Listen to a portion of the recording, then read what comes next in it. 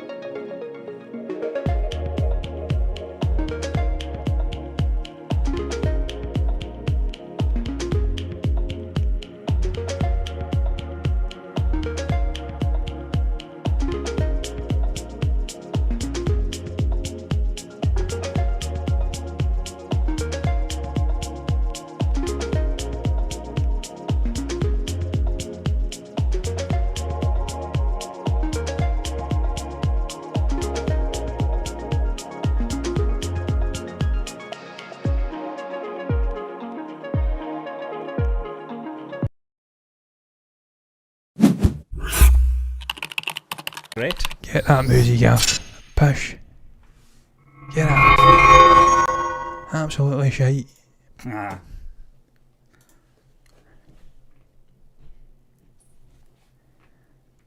Hello and welcome to MBE Unplanned live here on a Sunday afternoon here in the UK. We are live and interactive. As you said, John, thanks for joining us here on our YouTube channel, of course, our Twitch stream. I am assuming we are on Twitch as well, John. We are on Twitch, Steve. And as you can hear from... one viewer. Wow. Of shot. Yep, that's okay. We've got all day. Well, we've not got all day, but we're here.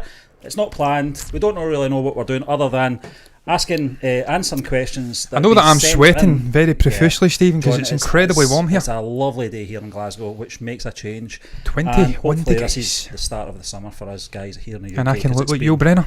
A long winter. Now, John. It has indeed. I'm on Winter your is coming. Stephen John McLaughlin. And as you can see, wearing his hoops top, it's John Christopher Walsh. Greatest football top ever made, Stephen. Bar none. Yeah. So sorry if there's any Rangers fans in. We're not bigoted in any way. No, I'm just a Celtic fan. Yeah. So when you're in Glasgow, you've got to support someone. John, we've got a comment in from Ruth already. Welcome, Ruth. Thank you very much for joining us. It's midnight here in Melbourne, but I am looking forward to this Q&A. So are we. You know, I'm always looking forward to speaking, Stephen. Yeah, and John is going to keep his eye on the live chat, and he will be dealing with that. I'm going to deal with the questions that came in by email, and we did surprisingly get quite a few, John. I thought a strange number. We might struggle with the email. I think just because sometimes we don't really promote the website as much as we would like to. We do get traffic through the website though, Stephen. We've done John. A splendid job, and we have got quite a few people subscribed to the blog, so it's not a surprise to me. Oh, well, that's that, John. But we're going to we'll kick it off with one of the questions that have come in. That's probably the best thing to do, and then we can always move away from the questions when the live stuff hopefully comes in. Go to you, Stephen. To you. Thank you. To me, to you. Yeah, as the Chuckle Brothers once said. And so we'll just kick on, and this is okay, right.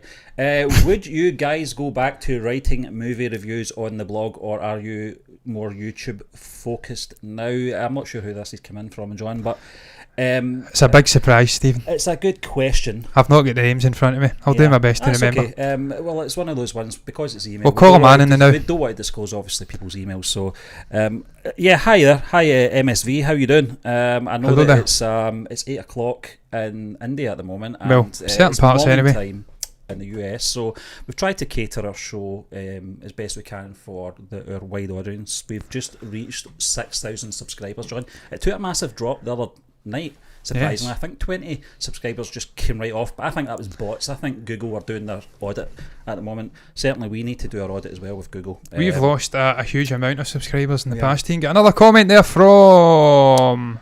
Can't read it. Githari.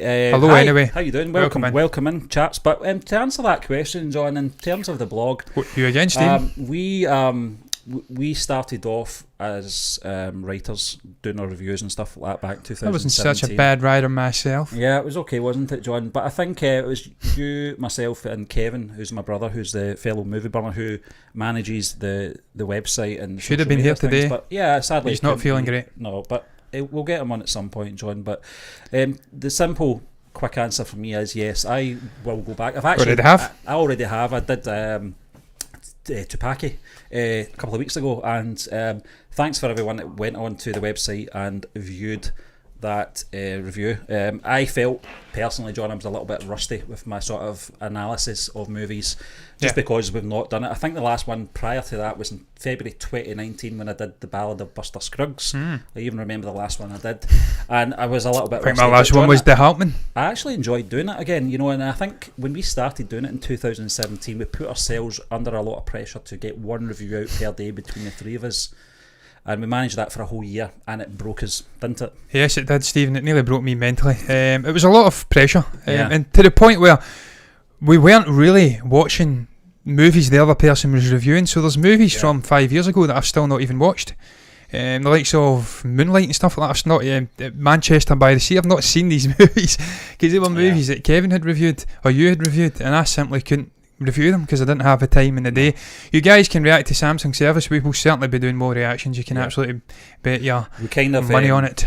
We kind of had to stop doing it for a week because I had my COVID jag and it kind of put us back a little bit. John was having to do the shows himself for a few days while I recovered, and I'm St Albans. Hopefully this Wednesday, John, when you get your first shot of vaccination, I think you'll be fine. I think you will be fine, Stephen. No matter what, I'll be doing it because even when I had the Rona, I was doing shows, so I'll make sure I'm here. I'm absolutely determined. I'm getting the Pfizer hopefully no side effects for me. What is going on with this cable? Kevin's more doing the sort of blog thing in terms of being editor, really, proofreading and obviously putting them up from our writers. We've actually got 11 magnificent writers that work on the website at movieburnerentertainment.org. Davey boy.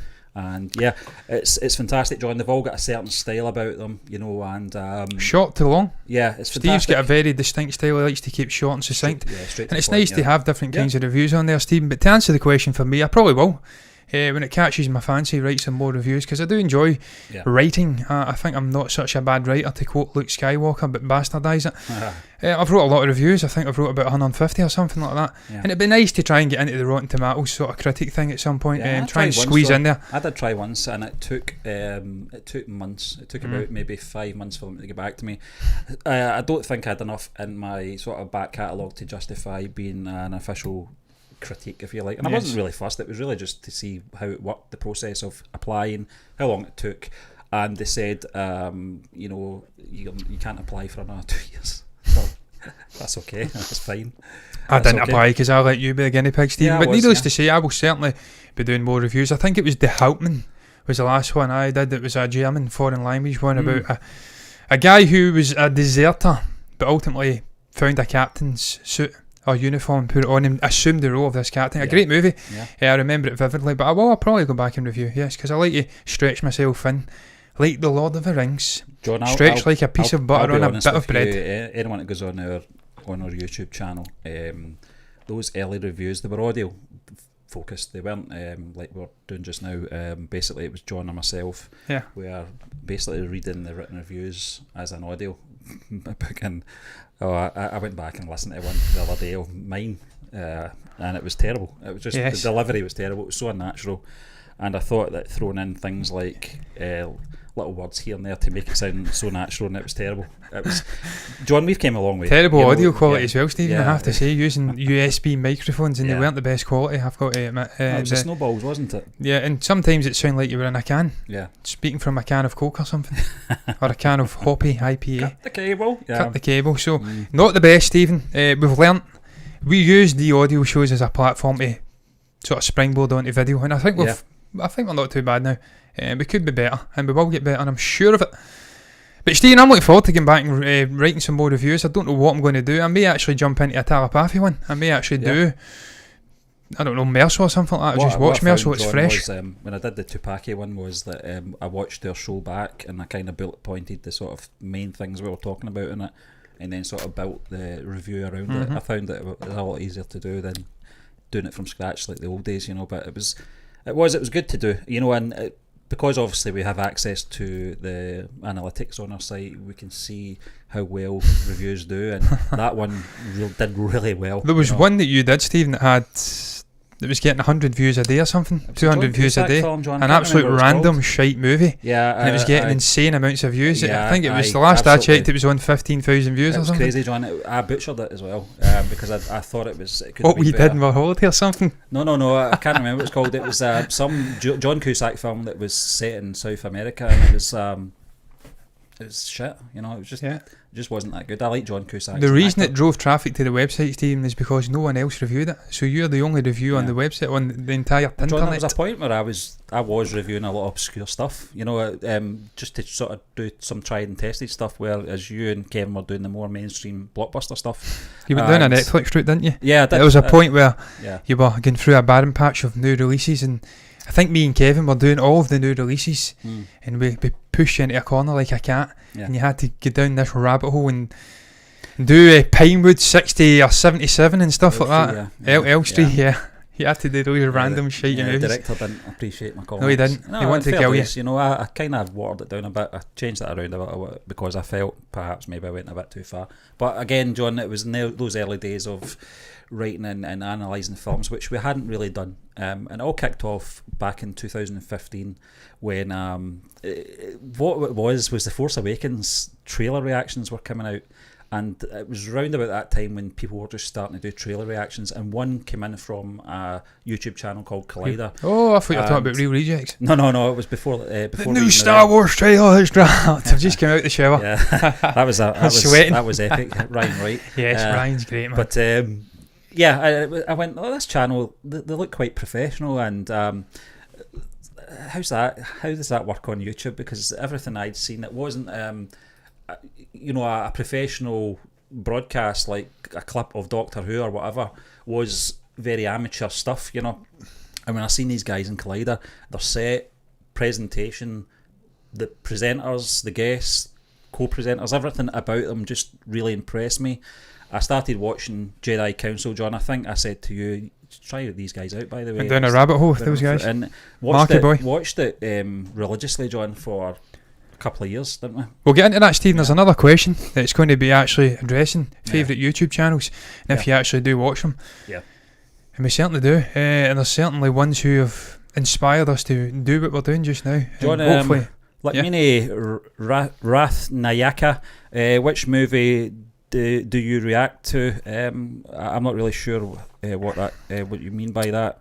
Well, the next one we're going to be doing, Stephen, I don't know. We've got a couple of telepathy ones and the actual recommendations. Review, you mean, or review? Yeah, I don't know. We've reacted to a lot, a hell of a lot. The likes of Bahubali, KGF was the first one that kicked us off. Someone asked us, I think, in a Bond trailer.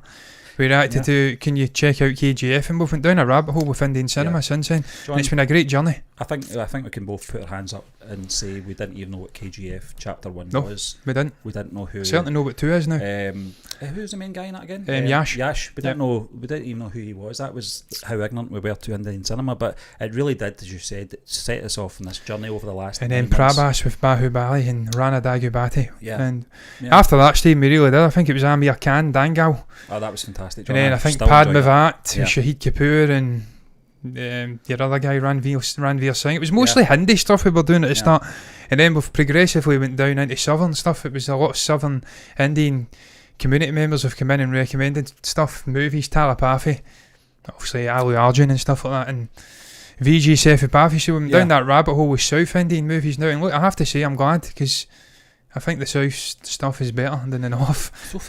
So far. I'm not saying that all the North Indian stuff's poor. I'm sure it's absolutely good. Gathari E says, hello, I'm from India. I'm eagerly awaiting for your live show, that I would say that was. Well, but thanks very much for that.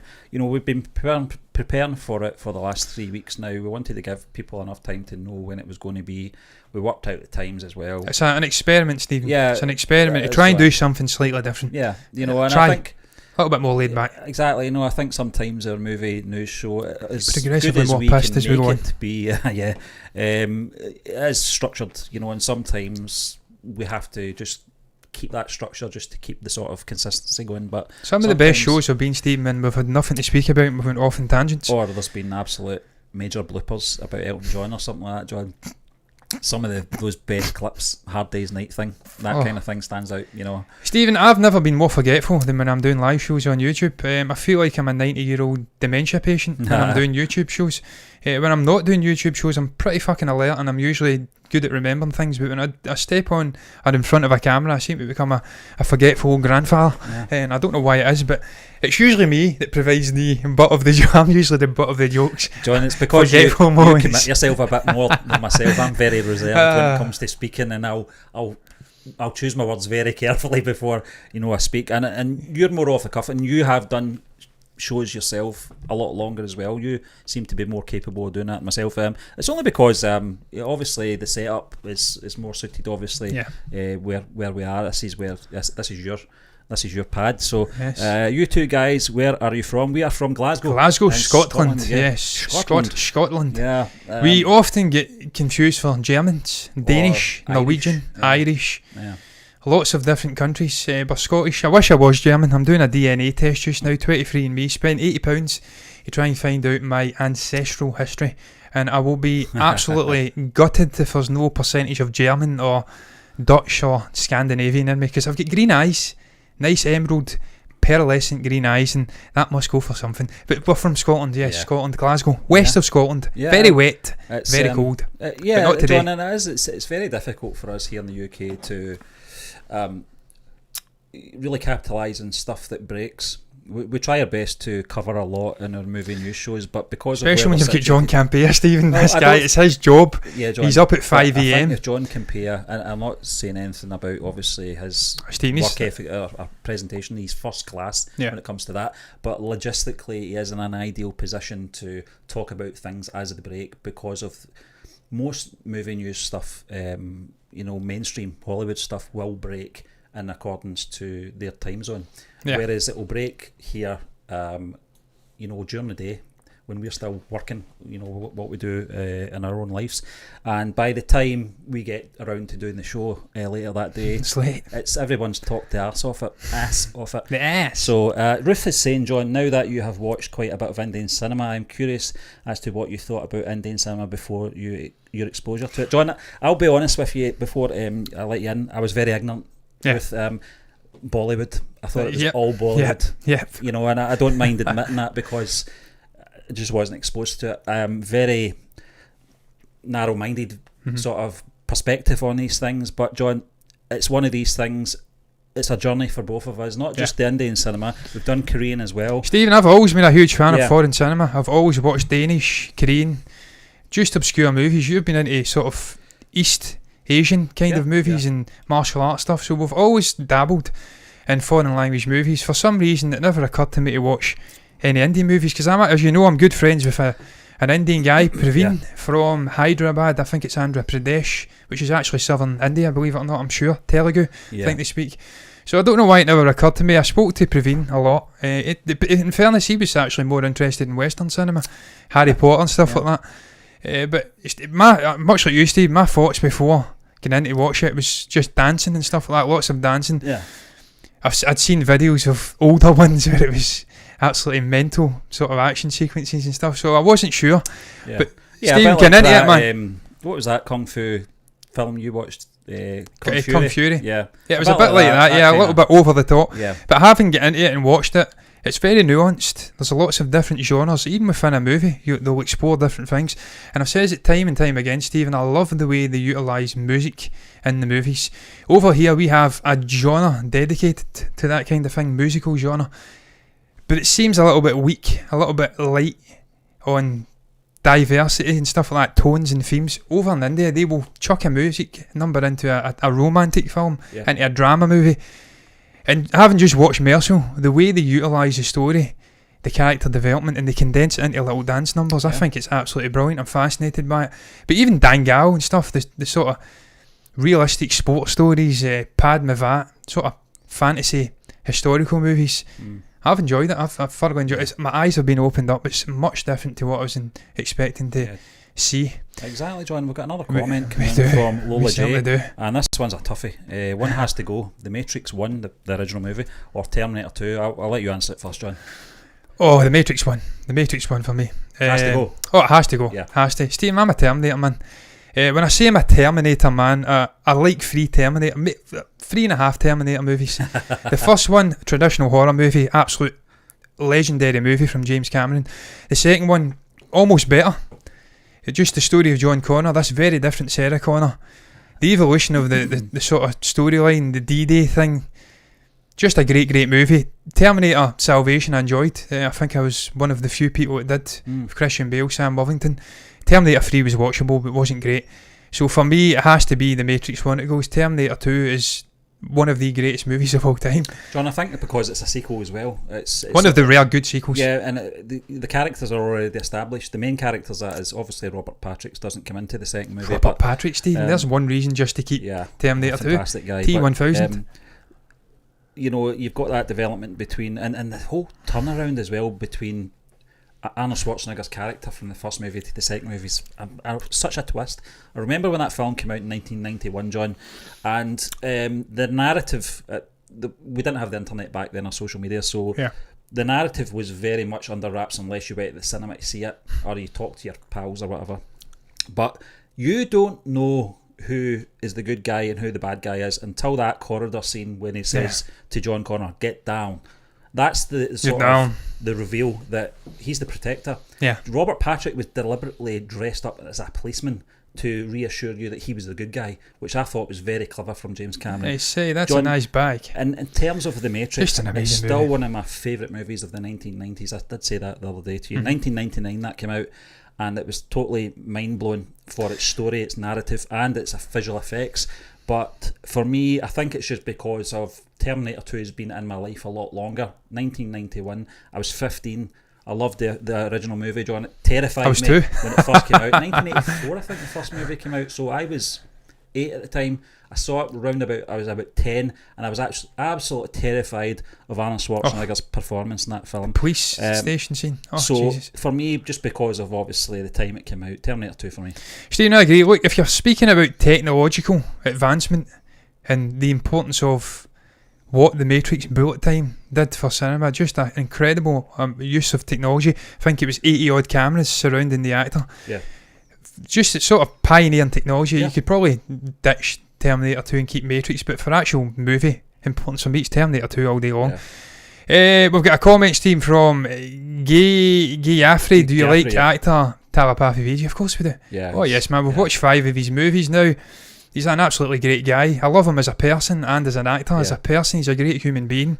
What he does for people who are, I don't want to say socially below him, but obviously working class people, poor people who have not made it to his heights in life. He will protect the little man every bit as much as he will people who are around him, and that, I think that speaks volumes, John, for him. I have to say, I think the more films we watch, the more we can appreciate him as well, and his versatility.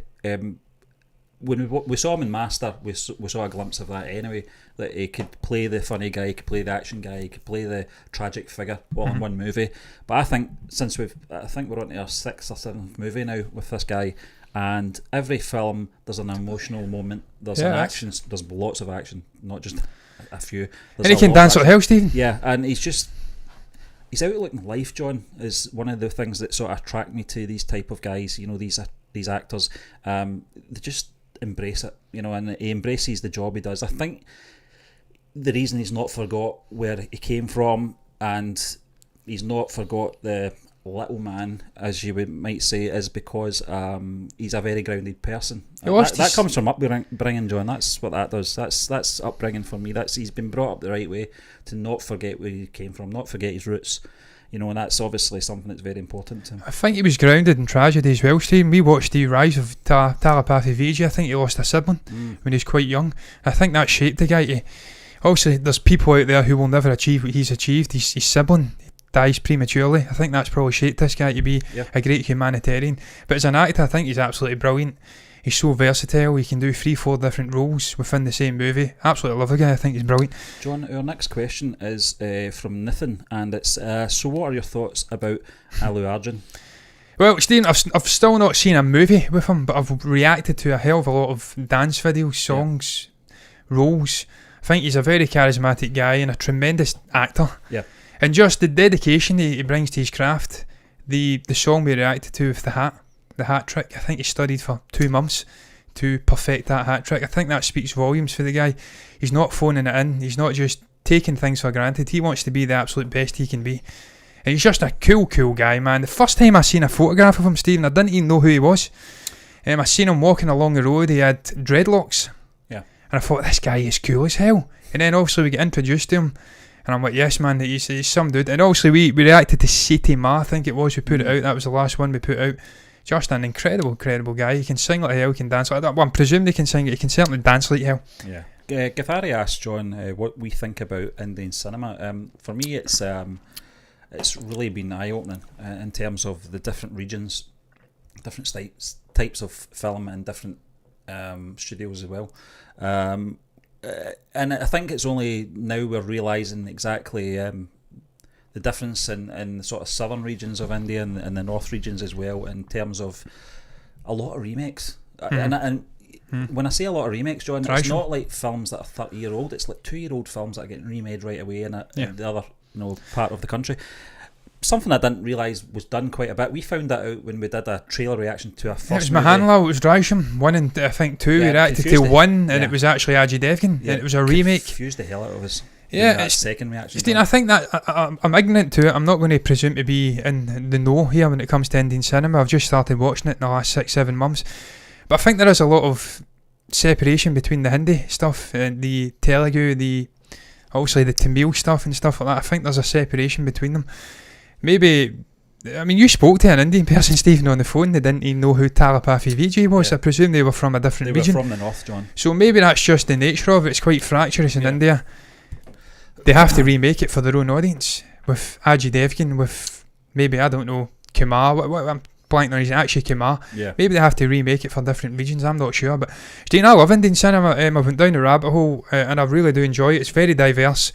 You've got lots of different stuff being explored. Dangal, Bahubali. You go in and do some telepathy stuff like Master, Mercil, and the one core theme through obviously telepathy's movies is shining a light on societal wills, which I really, really enjoy. This guy is in a position where he's made it in life. He's hugely successful, but he's trying to level up everyone round about him. So I love to see that, and that's, for me, the one takeaway from Indian cinema is telepathy. I think he is an absolute incredible guy. John, we've got a question coming in from Lola J. Well, it's not a question, it was just it's actually a statement. I actually agree with this one. I was terrified of Jaws in the old James Bond movies. He was terrifying. Wasn't that I always get confused with these two guys. Was he the guy that was in Happy Gilmore? I always think that as well, Steve. Or is it Richard Keel from Superman 2? I always think it because it's a big tall, big tall geezer. They kind of look the same. I think it might be Mr. Larson. He was in Happy Gilmore, wasn't he? Yeah. I think it might be him. But he was terrifying. He was almost like Frankenstein. That was the thing about him. He had this big square head. Steve, that's the one thing from those classic James Bond movies, the colourful villains. Yeah. It's almost a meme now, the villains. The guy with the cat, that was all buffed out of James Bond. Some of the absolute iconic villains in action movies came from that franchise, so I agree. We also got another comment, Stephen, that's more a statement, really. Yeah. Again, comedy and tragedy, two sides of the same coin. That's because something unexpected happens in both comedy and tragedy. There are some actors who are brilliant in both comedy and tragedy. Tom Hanks, Craig Kinnear, Robin Williams, Jim Carrey. You're right, Robin Williams was the classic example. It's almost as if to be a great comedian, you have to be a very complicated, deep, dark person. You have your own issues inside, you internalise it. And you try to make other people happy. Yeah. Jim Carrey, says that. Yes, Stephen, 23. It's internal. What is it? Internal sunshine of spotless mind. Yeah. He does great comedy. He does great drama. That really dark stuff. Robin Williams, John's 1 Hour Photos, still one of the most chilling films I've ever seen. I was watching Limmy last night. Great Scottish comedian, and they were he was asking people to name actors, and he would rhyme off 10 movies, and he was speaking about Robin Williams, and he spoke about 1 Hour Photo. It's an amazing movie, but dark as hell, man. He was sinister. How this guy can be so light, so happy, make people laugh. Stephen, I dedicate hours of my day at times watching old interviews with Robin Williams on the likes of David Letterman and stuff like that. The most funniest human being that's ever lived, but he could go to really dark places, and I think it's something inherent within comedians. They are dark individuals. They are really, a lot of them are depressed and stuff like that because it's just, I don't know what it is, they have to be the clown all the time and make other people laugh as well. Tom Hanks in Forrest Gump for me is a great example as well, that in terms of that performance that he Awakenings, in terms of portraying that character is obviously someone that's a little bit different from a normal person, but also adding that emotional pull in there as well, and his relationship with the Jenny character, and that bit at the end when it's revealed that the little boy's his son. Very emotional moment. Tom Hanks is very good at that, but some funny moments in there as well, John. I would also put Jack Nicholson in there for One Flew Over the Cuckoo's Nest. Such a funny film, but such a tragic film as well. We'll get into that later as well, Steve. There's another comment, a question about favourite actors and performances. Exactly, so I don't want to delve into it too much, John, but Steve Carell is in there as well. Steve Carell's brilliant, Well, particularly in The Office, there's some emotional moments in there. I don't know if you've seen them, John. I've seen mostly the funny moments in The Office, Stephen, from America. There's a moment, John, where he's at what's the girl's name again? She plays the sort of Dawn character. I can't remember her name. I can't recall. But she's got an art exhibit, and he turns up. It turns out that no one's that interested in obviously her work. He turns up and he says a few lines, and basically, he kind of brings her spirits up with just a few words. And it's a great moment, John. It's a very emotional moment. Steve Carell's very good at that. Yeah. I always think of Steve Carell in sort of the same bracket as Jim Carrey in that sense, where he's such a funny guy, but when he has to... you need to watch 1 Hour Photo. Lola, you have to. Sorry, I'm interrupting you, Steve. No, that's okay, John. That's fine. You have to watch 1 Hour Photo. An incredible movie. And he is just unbelievable in it. The guy takes you to places. He takes you on a journey in the whole human lexicon. He has you laughing, delirious. He has you... Honestly, he's an incredible actor, man. I sadly missed it. I do find myself getting upset, Steve, when I actually think back in Robin Williams, what that guy was going through. Also with the dementia and stuff, a really rare form of dementia, an absolute tragedy what happened to that guy. We lost a true great. I don't know if we get any other comments, Steve, and other questions in here. I think we actually have, potentially. Do you think of other actors? Think of any other actors who are brilliant at comedy? We've kind of done that, haven't we? Jim Carrey. Is your favourite Indian movie? This is coming from Githari, John. For now, Stephen, it's probably a 50-50 split between Dangal and Master. I love Dangal. I thought it was an incredible uplifting story. I like Bahubali, The Conclusion. Bahubali, The Conclusion was great Master as well. For me. Dangal was a fantastic. Amir Khan, wasn't it? Amir Khan, yeah. And I can't recall the woman that was in it. She's a great actor. Yeah, for a true story, it was well presented. It was well structured, John. I liked it. I liked the relationship he had with the daughters. But I think for Bahubali's The Conclusion, John, was such a well executed and explained movie for the first movie. I felt that the beginning, they set so much up, and I thought this is going to be very hard to conclude everything in a satisfactory way. Some Western directors can't do that. J.J. Abrams can't do it. No, I don't care what anyone says. He cannot close a story off. No, he can start them though. Yeah, he's very good at. He left poor Simon Pegg in the lurch with Star Trek, and he actually made the best Star Trek movie of the lot. And he put Rian Johnson into a corner as well, John. Obviously, with the end of The Force Awakens, with not what to deal with one of the biggest characters in cinema history, Luke Skywalker. That was SS Rajamouli, wasn't it, Stephen, in Bahubali? Yeah, so, yeah, he's got a stylistic way about him. I think he's brilliant, man. The little slow mo shots, the close ups. You can tell that guy's movies. Triple R, I think it is, he's doing the two freedom fighters fighting against, I think, the British Army. Funnily enough, we like to fight against the British Army, don't we? So yeah, I like SS Rajamouli. I've honorary mention to Bahubali, but for me, between Dangal and Master, I think Master's probably edging it. I just thought it was a great movie, and it was just the brilliance of Talapathy and Vijay Sethupathi facing off, and obviously your man Arjun Das. Yeah, really enjoyed him. Yeah, I like him a lot. He was in another movie, I think. Funnily enough, I can't recall which one. Lola J says, excellent host. I gave a thumbs up and subscribe. Thank you very much, Lola. We try our best. We do. We're not professionals, as you can tell, but we are. We have some dark moments on this show as well, believe me. Ruth says you should watch it, Lola. All right, just one photo. Okay, great example. Jamie Foxx has done comedy and tragedy too. Also Will Smith and Eddie Murphy. John, Will Smith for me. Eddie Murphy, yeah, man. The one that stands out for me is obviously The Pursuit of Happiness, which I thought was an amazing film. What was the other one, Stephen? £5? Was it £5? The one that was absolutely tragic. I think he had to. I can't recall the actual story, but I remember watching it, and he dies at the end, I'm sure, and it was utterly tragic. Yeah. But you're right, Pursuit of Happiness, yeah. Yeah, Will Smith does it all. He does action movies, Enemy of the State, Men in Black, comedy films as well. Funny as hell, man. Grew up with Fresh Prince. Yeah, the television, John. Yeah, exactly. One of my absolute heroes growing up. Murphy, only lately I've took him serious. Well, what was that film he did? Showgirls or something? I can't remember what it's called. It was from. He done Dolomite Is My Name recently. Years ago. The Golden Child. He done The Golden Child. Geez, Beverly Hill Cop. You know, that was the kind of sort of pigeonhole he was in for a long time. Yeah. Come to America, Trading Places, that kind of thing. Trading Places, yeah. But he has, as you said, John, more recently he has done more serious stuff, much like Adam Sandler in a way. You know, he seems to be doing more drama stuff as well. I think he realised. Muhammad Ali, yeah, Will Smith, yeah, absolutely incredible film. Yes, yeah. Ali, yeah. Ali was amazing, yeah. Yeah, and then that scene with his son sleeping in the public restroom, yeah, it's such a great film. There's so many moments in it, Lola, that was it £5? You know, I have to go back and watch it. I've not seen it in about 10 years, but it's such an emotional film, and I think both Will Smith and his son, his real son, his real life son, isn't it? Yeah, Jaden. Plays his son in it. It's such a great film. It's so inspiring as well, and humbling. One has to go. Pulp Fiction, Kill Bill Volume 1. Oh, it has to be Kill Bill. Kill Bill. I love Kill Bill. £7 it was, Stephen. £7. Or £5. Yeah, that's okay. It's a great movie. Yeah, Kill Bill for me. Yeah, absolutely. I love Kill Bill, but Pulp Fiction's just an absolute. Iconic. It's iconic, Stephen. Yeah. There's been so many movies buffed out of that. For me, it's still the best Quentin Tarantino movie. Just so many amazing characters in there, none less than Vince Vega. For me, the greatest performance of John Travolta's entire career. Yeah. And then you've got Bruce Willis coming in halfway through the movie, and I hated his guts when he killed Vince Vega, because I really took to Vince Vega. And just the manner he killed him, a fucking Pop-Tart coming up out the toaster and he shoots him, I'm like, this is a joke. But then the brilliance of Tarantino, he flips it on its head and you see all of the characters again at the end of the movie. Nothing compares. Yeah, what do you think was in the suitcase? Do you know something? I don't care. I've never really cared for what was in the suitcase. It glows. It has to be some kind of. I'll tell you what. I think it was a golden foot. Yeah.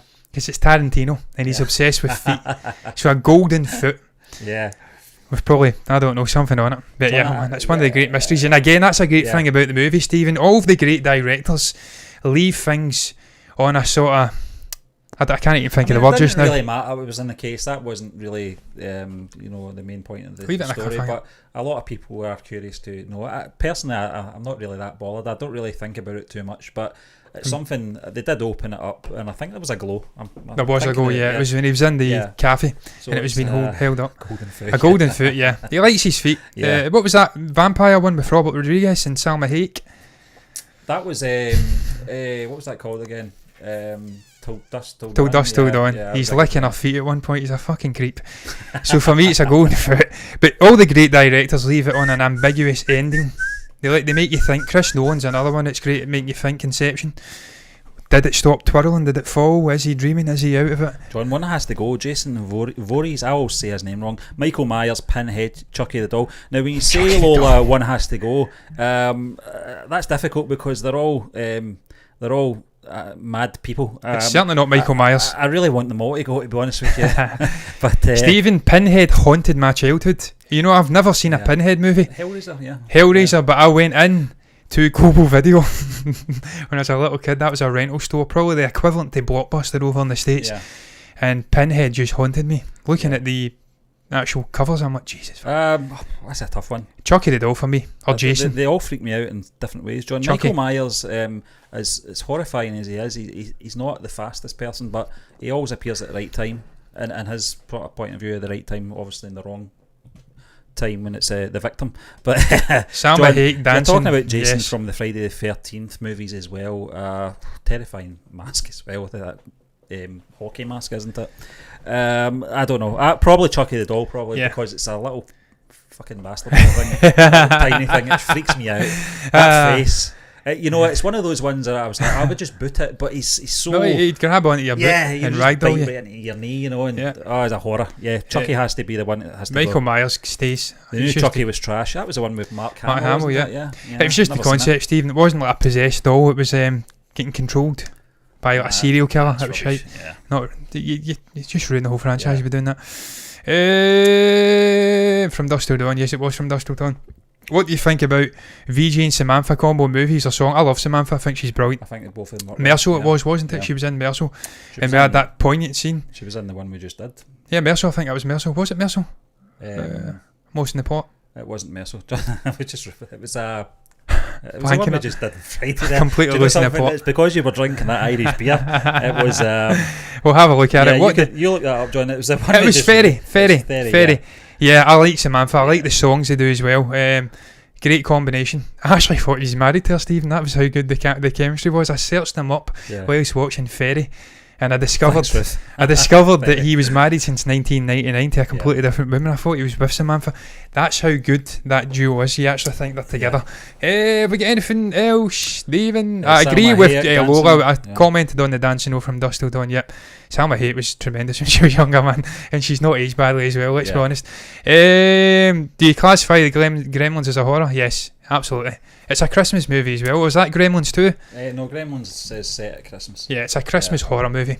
Yeah, it's absolutely a horror movie. Loved the Gremlins as a kid, though. It's a horror film, yeah. It terrified me as a kid, just because they were so menacing, but it's a great film. What was the little toys in the 90s? Were they Furbies? Furbies, yeah. And you had the one that looked like Gizmo. Yeah, the Mogwais, yeah. Absolutely loved Gremlins. An amazing movie. Lola J says, things started going downhill with The Bride of Chucky.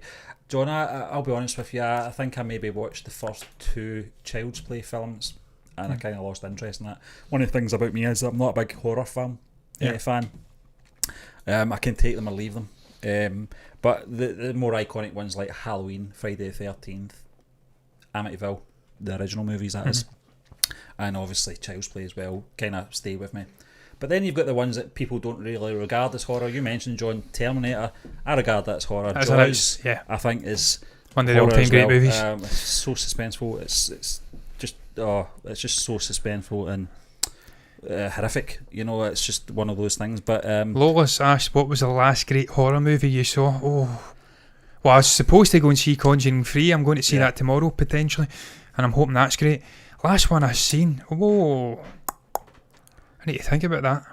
maybe A Quiet Place. Have I seen anything after A Quiet Place? I seen Green Room. John, you saw I seen the Invisible Green. Man. Would you regard that? Invisible Man was good. It was. I wouldn't say it was great. You know, these The Hunt are was more okay. Yeah. thriller more than horror. aren't Green they? Room. Green Room with yeah. Patrick. I'm blanking on his Stewart. Yeah. I was want to say Swayze. Wilson. Wilson. Yeah. Patrick Stewart and Anton Yelchin. That was a great. Yeah. Great. But I don't think that's new. Hush as well. Mike Hush, Flanagan. Yeah. Doctor Sleep. Yeah. Mike Flanagan. There's a lot of good horror Have you movies. seen Hush? Yeah. Hush is brilliant. Yeah. Yeah. Oh, what would you say was was the that John the something Gallagher? scariest horror film ever? Scariest one. It really depends, John, because you get those ones that sort of set out to be as disturbing as possible. Your Hostels, your Hills of Eyes, that kind of thing. Bone Texas Tomahawk. Chainsaw, Oh, that's brutal. Bone Tomahawk. which are they're just out and out. I love them though, shock-fest, Stephen. you I know, love they're- Gores.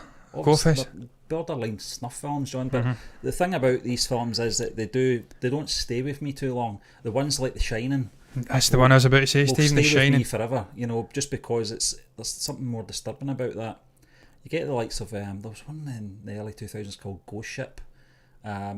You had the 13 Ghosts. Ghost Ship, yeah, that was the one where they get wiped out, didn't they, Yeah, with it the was wire? like The Wire, the half. Oh, yeah, it was horrific, John. God, but yeah. Again, it was just it was setting out to shock more than anything. There wasn't a really great story there, you know. What was that one where some sort of partner, she dies and becomes one with the sort of intelligence in a PC or a computer, and her head's frozen and it gets smashed on the ground? That was creepy. Oh. But for me, I can't recall. It was a stupid movie. It wasn't a great movie. The last great horror movie I've seen, or not the scariest horror movie I've ever seen, The Shining for me. Jack Nicholson, just incredible, man. Jack Torrance, all working, no playmates. John, Jack and old boy. There's so many moments in there that make me laugh so much. Stephen, It's a bit where she comes into, you know, when he's standing at that bar scene and she comes in saying about the old woman in the room. Was terrifying. What was the boy's name again? Danny Danny. And he's just and I said, what the fuck are you talking about? It's just the way he delivers the lines. There's lines in that film that do make me laugh, and I don't think they're supposed to make you laugh. But that's just Jack Nicholson. He's just one of those guys that does that to me. What makes it so scary for me is the fact that it's based in reality. Yeah. It's not paranormal. You've got people out there who are absolute psychopaths who flip and can John, actually kill you with an axe. Well. You know the old photograph he's in? Oh yeah, at the end, the music. Was it at the end? Yeah, it was I at the think end. It was at the end, yeah. Because you've got the same kind of music when he's in the toilet with the waiter, the Yeah. butler, the sort of guy, and he says it's you. Oh, all-time great movie. Stanley Kubrick, just an absolute god amongst men. I personally love French and Italian cinema. Do you guys like Fellini films? Never heard of them. I'll have to look into that. Yeah, I'll have to look into that, John. In terms of French and Italian, not really been exposed to. Last French film I watched was Les Innocents, and it's because I'm obsessed with World War II. It was about a French covenant, is that what you call it? A nun convent? I always say covenant. Yeah. That's another great mistake I made. And Russian soldiers come in and absolute chaos. That was a great movie, and it was French. There is a few independent ones I've seen on Netflix. It's more. Was it Les Innocents? It's more sort of period pieces like World War II and stuff like that that have stayed with me. But no, it's something that we'll all look into, John. Obviously, European cinema is something we have to look into anyway. You guys should watch the Telugu movie Jersey. Yeah, no problem. Yeah, we'll keep that in mind. We have to delve into Telugu movies because Talapathy 67, he's supposedly collabing with a guy from Telugu, an actual director and actor. So need to start becoming more familiar with Telugu actors. So yeah, we'll give that a bash. Gathari says you two guys are watched and reacted to more Indian songs. Which is your favourite song? Favourite song? From Master. Cootie Story for me. Yeah, Cootie Story. I just love Cootie Story, and it's there's something the way you're in the chat. Please go and tell me what Palavida means in Indian or that Tamil. Yeah. Palavida, problems will come and go. Always be happy. Palavida. The way he says Palavida. I love Cootie Story. For me, that's. And look, it's probably, you could argue it's not even the best song in Master. Pathy coming and obviously Master Blaster. But I just love Cootie Story. And it's the great Talapathy singing it. So for me, that'd probably be it. John. There's other ones. The one with Alu Arjun. Yeah. And he's sliding down the slope, dancing. I can't recall what that song's called. It may actually be Lazy Poddy. Oh, the Lazy Poddy. That one. Yeah. Yeah, I mean, there's so many. And we've reacted to so many as well. Some are more segments of movies. Some are out and out music videos and stuff like that. But I always prefer the ones that are segments on the film. Yeah. But John, Lola J is asking, were there any movies filmed in your town where you live? We are in Glasgow, and there's been so many. World War Z, that Scarlett Johansson one where she was an alien. Yeah. She actually walked around the east end of Glasgow. Halle Berry, Tom Hanks one. I mentioned it the other day and it's went out of my head. Yeah. It was sort of doubling up for San Francisco. John, there's been films like Gregory's Girl, like more The Batman. Batman as well. Batman So up at the scenes, necropolis. but actual films that are based in Glasgow. John, there was a weird one with Morgan Freeman and Jet Li, I remember, from the early 2000s that was set in Glasgow, and it was named as Glasgow. The city was named as Glasgow, and all the landmarks were there. Everyone was speaking in a Cockney accent. It was so strange. I can't remember what it's called. But Gregory's Girl, which was shot just outside Glasgow in a place called Cumbernauld. It's probably one of the most famous ones. Local Hero. You got Restless Natives as well, more Scottish-based films, John. But there's been so many, and I think Glasgow doubles up very well for American cities like Boston, New York, Philadelphia. Yeah, just for the buildings, you know. It's old school sort of. I can't recall the actual architecture, but it's old school, and a lot of American, more eastern coast cities actually look like it in a lower level. They can CG the buildings up the top, make it look better. It means many different things. Brilliant. Yeah, I thought that. The problems will come go. Many different types of problems. Yeah, that's good, man. It's just the way he says it. Yeah. Palavida. He's got a rhyme to him. Brilliant. It's a good song. Do you like Selfie Pula? Pula was brilliant. Yeah. Stephen, the actual... What's that, the one I'm thinking about? The one that was in Gdansk. But Selfie Pula was good as well, yeah. I can't recall the movie it was from, but I recall the song. Yeah, it was good. Lola J's given us a list of the 10 longest Hollywood movies ever made. You got Lawrence of Arabia in there, coming in at 222 minutes. That's the Ten Commandments. John, I'll tell you something now. You're obviously subjected to these through your grandfather back in the day. The 10 Commandments, 220 minutes. Ben Hur, 212. The Irishman, 209 minutes. John, I'll tell you something about The Irishman. It didn't feel as long as those other three that I just mentioned. Stephen, you know me. You know that my all-time favourite actor from that generation, not Clint Eastwood, Charlton Heston. Yeah. So I love Charlton Heston, and I look like Yul Brynner. So I've watched the 10 Commandments just a joke amount of times, and John, I love Ben Hur. Lola's actually from Philadelphia, and I think that's what World War Z was set in Philadelphia, but they did a lot of filming here in Glasgow that because of a lot of the buildings here doubled up. I think obviously it was cheaper to make the film here, certain sequences as well. Lord of the Rings, Return of the King, coming in at 201 minutes. Giant coming in at 201 minutes from 1956. Malcolm X. I've not seen that film in so long. 200 minutes. The Godfather Part 2, 200 minutes from 1974. Didn't feel it either. How did you guys get introduced to South Indian movies, John? I'm not entirely sure. The first person that recommended was KGF. I can't recall who recommended Telepathy. It may have been Master. It was recommended. I can't recall who recommended though, but it was certainly someone recommended we react to Master. Yeah. Something relating to Master, and that's how we get into it. I'm sure it was because we were well excited to watch Master. So it was definitely relating to Master. John, do you want to fire up another question? Yes, we'll fire up another question because we've got a few in from other people. We don't want to do them. But listen, we appreciate obviously the live chat. This is what we're aiming for, you know. Is it this? That's a good one, John, yeah. Yes. Look at that graphic, that's outstanding. Do you think Robert Done it free this month. Will be able to surpass Michael Keaton, Christian Bale and Ben Affleck's Bruce Wayne / Batman? I'm not sure who that's coming from, John, but I'll say one thing. Not got access to the name, Stephen. It's going to be very difficult for Robert Pattinson, in my opinion, to surpass Christian Bale. And I don't think we'll be able to know that until he's done 3 films as the Batman. Yeah, it's because it's Chris Nolan, Stephen. Yeah, Christian Bale, yeah, exactly, John. The guy's a world builder in himself, and he obviously had an established world to build on already there with some great characters. But for me, I think it really took the trilogy for me to decide that Christian Bale's portrayal was the best, because Michael Keaton was excellent. He was fantastic as Bruce Wayne. He was fantastic, obviously, as Trisha. Batman as well. Hi, I get Trisha, the feeling that's not Trisha. Yeah, that's Trisha Walsh, yeah. But I think, John, I don't know about yourself, but I'm looking forward to seeing Robert Pattinson as Bruce Wayne. Stephen, for me, I'm not sure. I'm going to go at myself and give you a break here, Stephen. Get that light out the way. That's to make me look a little bit better. But it's incredibly warm. I'll tell you why I put that light in, right? I'll show you this. I always like to do this. This is a party trick. Watch this when I take this light off. Do you see how terrible I look? With the Beatles, yeah. You put that light, yes, with the Beatles. So you put that on, it just fills it in a little bit, but it's in the shot and we don't want that. Stephen, for me, He's got a great chance of becoming the greatest Bruce Wayne Batman, because I think Matt Reeves is absolutely dialed in with the character, the history, the comics. He understands the detective side, and he's going to give us something really interesting with this trilogy. We're already having a gallery of villains with this first movie. Obviously, we've got Penguin, Carmine Falcone, the origins of Selena Kyle. We've got Riddler in there, Paul Dano, and he's such an incredible actor, man. He's different. He's been off and done a really different career trajectory after the Twilight movies. He's went and done independent movies. He's worked and seeked out the best up-and-coming directors. So I think that's gave him a foundation in terms of acting ability that puts him above Ben Affleck for me. And also Michael Keaton, he's one of the all-time great Bruce Wayne Batmans. But for me, it'd be a straight shootout between him and Christian Bale.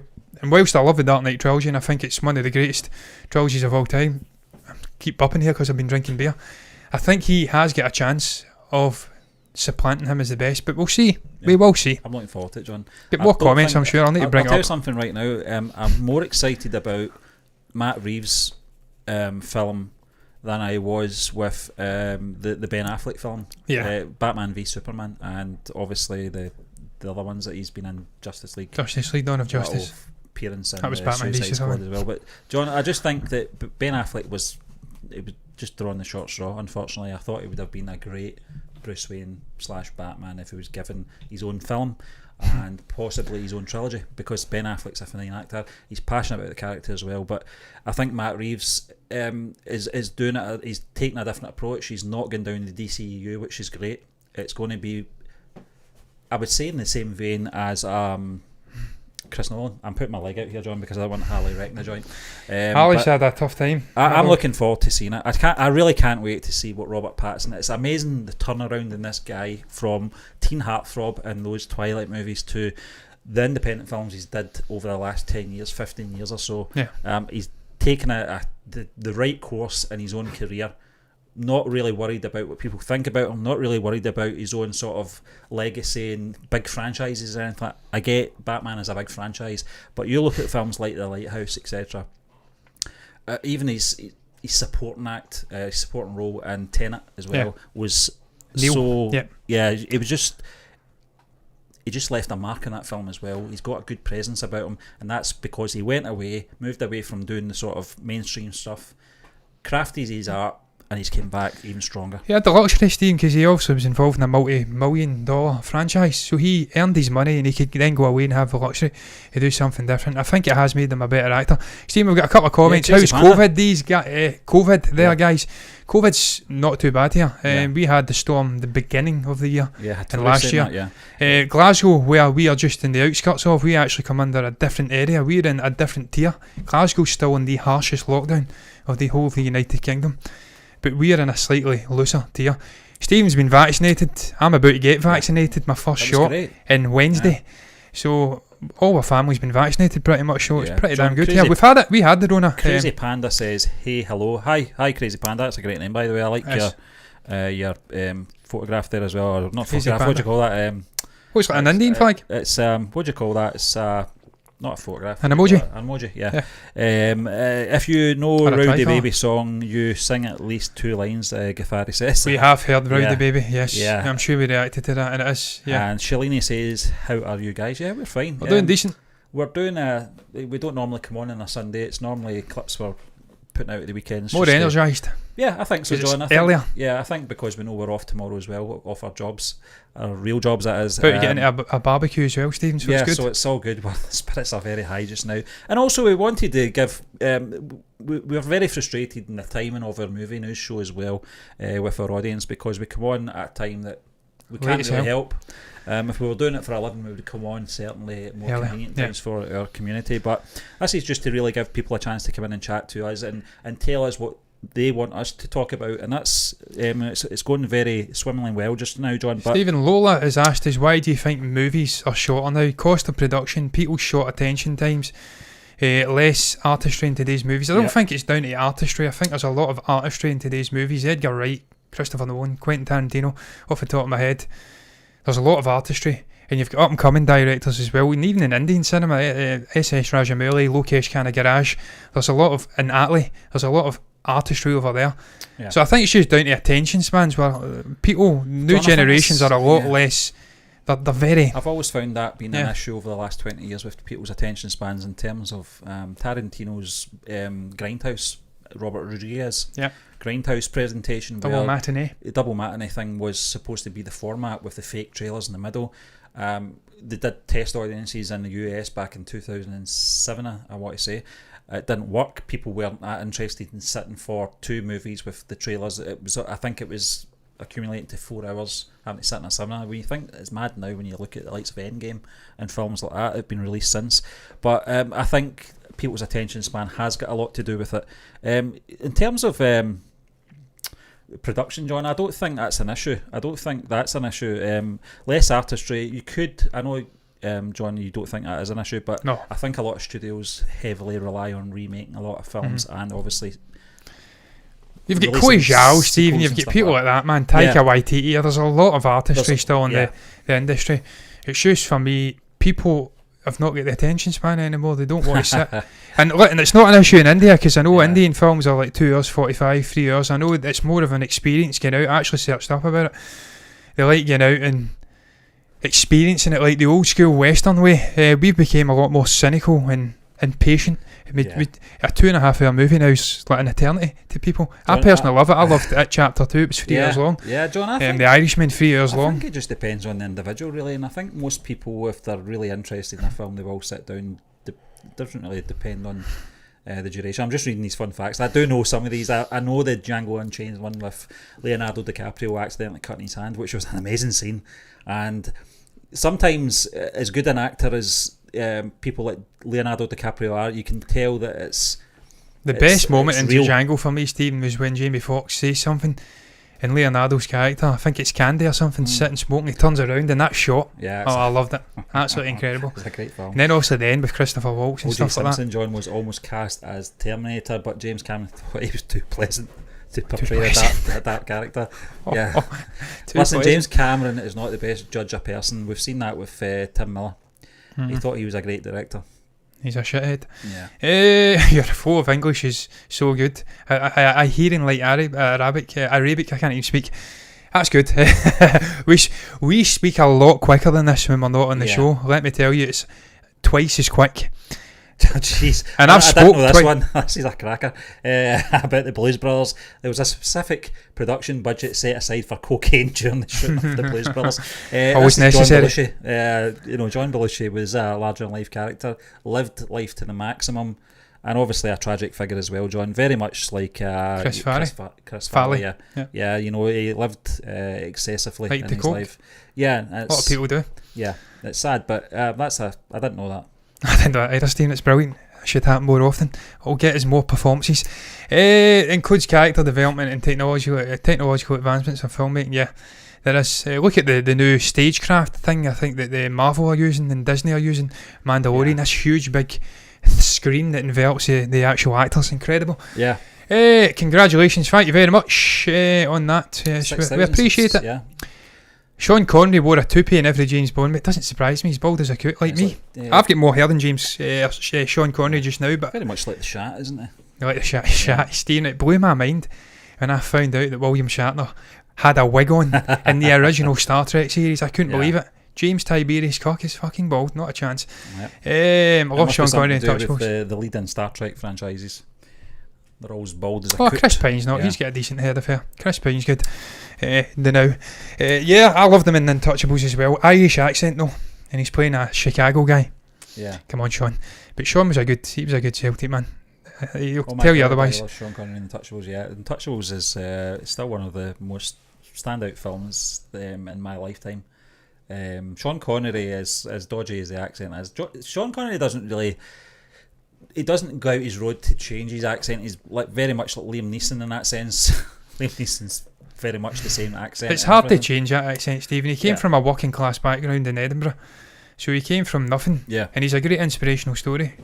And it's a shame it happened to him again, man. He's suffering from that god awful disease. Yeah, but he had a good time with it, man. Yeah. To be fair, he had a good life. So James Cameron is a total tool. That's not me saying that. That's Lola J. He is a total tool. I think.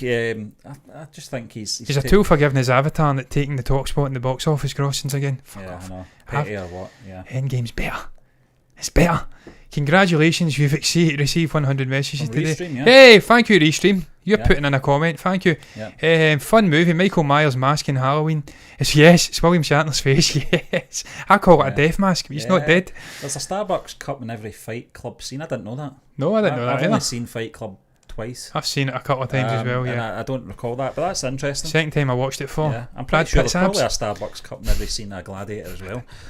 You know, That's probably I is. know there was a Baby G watch, and Titanic. yeah. It was It might was have been. Titanic. It was one There of was the a period guy pieces, with modern day clothes on in Gladiator as well behind a tree. Who directed Adidas. Gladiator?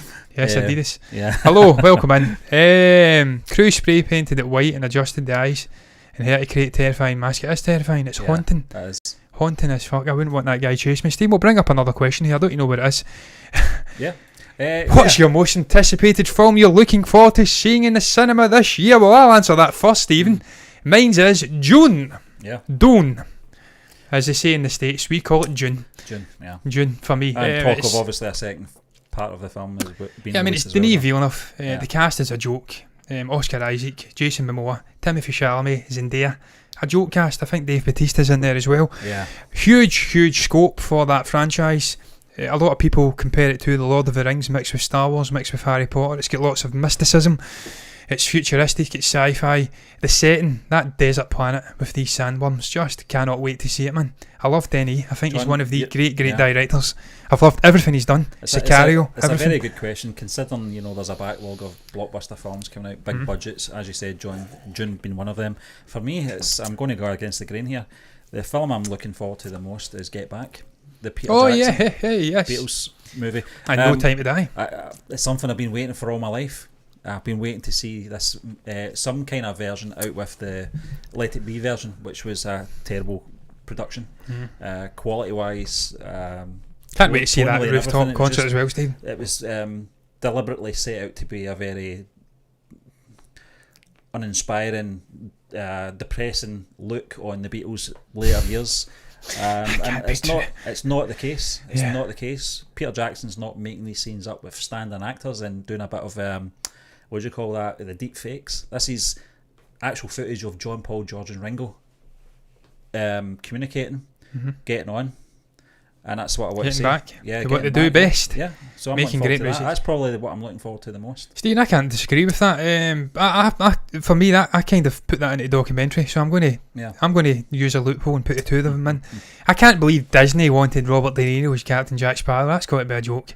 No one can play that role better than Johnny Depp. Johnny Depp is just the best at those sort of character things. What was that one, Steve, with the Indian that everyone hated that I actually quite liked? It was the Lone Ranger, The wasn't Lone it? Ranger. I loved that, man. I loved that. It was stupid. It was crap, but I loved it. It was Johnny Depp. Yeah. I love Johnny I didn't Depp. know that about Robert De Niro, John. I prefer Robert De Niro in his heyday. I'll be honest with you, his 70s and 80s stuff.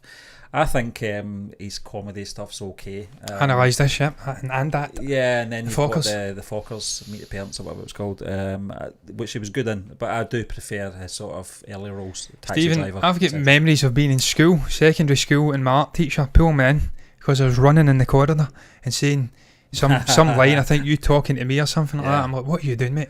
But it was from Analyse This, and that was 20 years ago or something. John Not 20 years Travolta ago. would have played Maverick in Top Gun if his asking price wasn't too high. As long as the plane didn't go upside down and his wig fell off, I suppose it would have worked. I don't want to see John Travolta's head No, it's in Tom that Cruise, sort of man. cockpit. Tom Cruise's Maverick. Yeah, exactly. Stephen, it's incredible how many near misses we got with actors portraying roles. We could have had Christopher Walken playing Han Solo, Kurt Russell. Yeah. And you just think of Han Solo, you think of Harrison Ford. It's You think funny, isn't of it? Maverick, you think of Tom Cruise. You've got Tom Selleck as Indiana Jones as well. Steve, Yeah. David Letterman asked Harrison Ford on a show, do you think it would have been a different movie if Tom Selleck played Indiana Jones? And he says, well, yeah. And he looks at the crowd. I love Harrison Ford and his deadpan delivery. Incredible. I hope they don't mess it up as well, June. It's a huge scope. Yeah. Frankie Herbert's John, an I think incredible mind. if it doesn't work, we're never going to get to see another Dune movie. Because we've had another one, David Yeah. Ayer or something, I think. It's been it's one of those ones they need to get right. But a fun fact, John, Will Smith was almost Neo in The Matrix, but chose to do Wild Wild West. Again, I think he actually, he has talked about that in chat shows, and he's laughed it off now. But I think at the time he must have really wanted to kill Even himself. Will Smith can go to fucking the middle of the Sahara, and he says there's people come up to him and recognise him. So this guy's made for life. He doesn't need to play Neo. Keanu was Neo for me. You get these big roles. These actors are just synonymous. You can't really think of anyone else playing it. Shall we put up another? We do. You do think of Tom? Yeah, Tom Cruise, man. Yeah. You can love or hate him. I personally don't mind him, but he's dynamite at that sort of role. Bring up another. Biggest fans. Yeah, John. Yeah, I know you like to call him a little shithead. John. Will you be reviewing more Indian TV series like you did with Scam 1992, the harsh ad? Meta story. Meta. I watched one of our reviews on that. Love that intro. The other day, and it was in terms of because it was 10 episodes. I felt we didn't do that for 10 weeks, and I remember we actually did 2 episodes per week to scale it down to 5 weeks because we knew WandaVision was coming out very shortly, and we had to sort of schedule it in. But the answer to that is yes. I think we will at some point. Well, there was that gangster one. I've actually put it up in the question. I've put it up, the actual image. I can't recall what it is. We reacted to the actual trailer and it looked brilliant. I think there's 2 seasons. It's a gangster TV show. I think it's Hindi. So it's not. If people can recommend South Indian TV shows that are actually worth a watch, then that'd be good. Yeah. I'd certainly be interested in watching more TV. I loved Harshad Mehta. Yeah, it was fantastic. Scam 1992. I thought Pratik Gandhi was absolutely dynamite portraying it. And such a colourful, interesting character. Scammed the country for millions, but he didn't. He gave it back to people who didn't have anything, and he never ever screwed anyone over. So I enjoyed it. Yeah, gangster. Yeah, I'm sure it was a gangster. I can't remember what it was called. I can't recall. I'm never going to get it. No. I had it up. I searched it up. Doesn't matter. Stephen, if we get anything else to add, check out Malayalam movie trailer. Marika, Line of Arabian Sea, got 3 national award before it released. Again, we're always interested in expanding out the actual regions we're watching movies from. Malayalam. Yeah. I can't even speak that. Is that? Am I right in saying that is what's it called? Kerala? Malayalam, is that a Malayalam region? Kerala and perhaps Goa across the sea. I want to go to Kerala. John, curries, that came in from Crazy Panda. Thanks very much for that comment, Crazy Panda. Githari asks, you two guys react for why this Calaveri song. Okay, yeah. Again, we dedicate a day to rattle through about 5, 6, 7, 10 reactions. So we will. We'll it's read back and get it. Appreciated putting it in the chat because that's where we pull the information from. Keanu was awesome in that role. I assume that's Matrix. We're talking about here, Lola. Yeah. Mr. Anderson. Very much like Tom Cruise. You cannot see anyone else in that role. No, you can't. Stephen, we'll bring up another question here. Yeah. That's not it. Oh, we've done that one. Here we go. Look at that. Inside mugs. Well, hey! Oh, fuck, I look ugly, don't I? Do you have any future plans to collaborate with other YouTube channels or have guests on your show? John, we're Gomless looking there. We're kind of talking with. I don't want to mention any YouTube channels actually, John. But we are, we're working in the background, talking to different YouTube channels at the moment. We actually appear on this. Appearing on their YouTube channel or them coming onto our YouTube channel as a collab. We did the podcast, John, a couple of months ago. With podcast. I think it was one of those. It's one of those things that we do enjoy doing, though. We do enjoy Bartek. Bartek. We do enjoy doing from time to time, and it's good that people come to us as well and ask, would you guys like to, do something? And we are in talks with certain. Hey, Stephen, getting guests on. We're happy to get people on actually speaking on the show with us if they're up for it. Yeah. And you're not speaking in front of a huge amount of people, so I wouldn't worry about it. But if you're game and you're eloquent enough, come on board. We've actually got a scene. I'll bring it up. We're going to use it today. Yeah. There's a nice little Spider-Man into the Spider-Verse thing. So we have got That's where you would be. That's where you would be in the middle. Yeah. So we have actually got the scene there. So yes, we are well up for working with other channels and getting people in to speak with us. But speak with us. Yeah. Just fire these up, Steve, and get through these questions. We've got quite a few. We'll rattle through these, man. That's not it. The macros are killing me here. Do you watch other YouTube channels, and so what are your favourites? I'll let you answer this first, John. Stephen, I have multiple channels. In terms of movie related channels, John Campea, who's obviously the obvious one. Started watching that guy via AMC Movie Talk and then Collider. Yeah. He went off and done his own thing. John Campea is he's an absolute inspiration, this guy. He's came from essentially non-movie related background. I think he was a lawyer or something like that. And now he's got one of the biggest channels speaking about movie news. He goes and watches movies, he's got screeners, he's got relations with studios. So for me, he is the inspiration. He's the guy that you want to be. He's just an absolute beast. Then you think of Chris Stuckman. Yeah. And Jeremy Jans and the Real Rejects, maybe to a lesser extent. There's some channels I watch. They're good at what they do, John. Non-related movie channels I could go on for. Yeah. Donks. John, that's because you like those channels that do the sound effects and stuff like that, don't you? Yeah, oh yeah, the ASMR, I love like ASMR, man. Fred's voice and all that, I watch that. That's what puts me to sleep at night. And then you've got More Plates, More Dates, big bodybuilding guy. I like to do weight training. The Corridor Crew, I think they're a fantastic channel. I was watching them today. I love watching those guys. They're so energetic in their presentation, and they're so skilled in what they do as well. And the fact that they take the time to show you how they do certain special effects and stuff like that's fantastic. It's a real education. John Campea for me, yes. I spoke to John Campea and Facebook very early on, and he was very kind to give us some tips and stuff like that, and he was very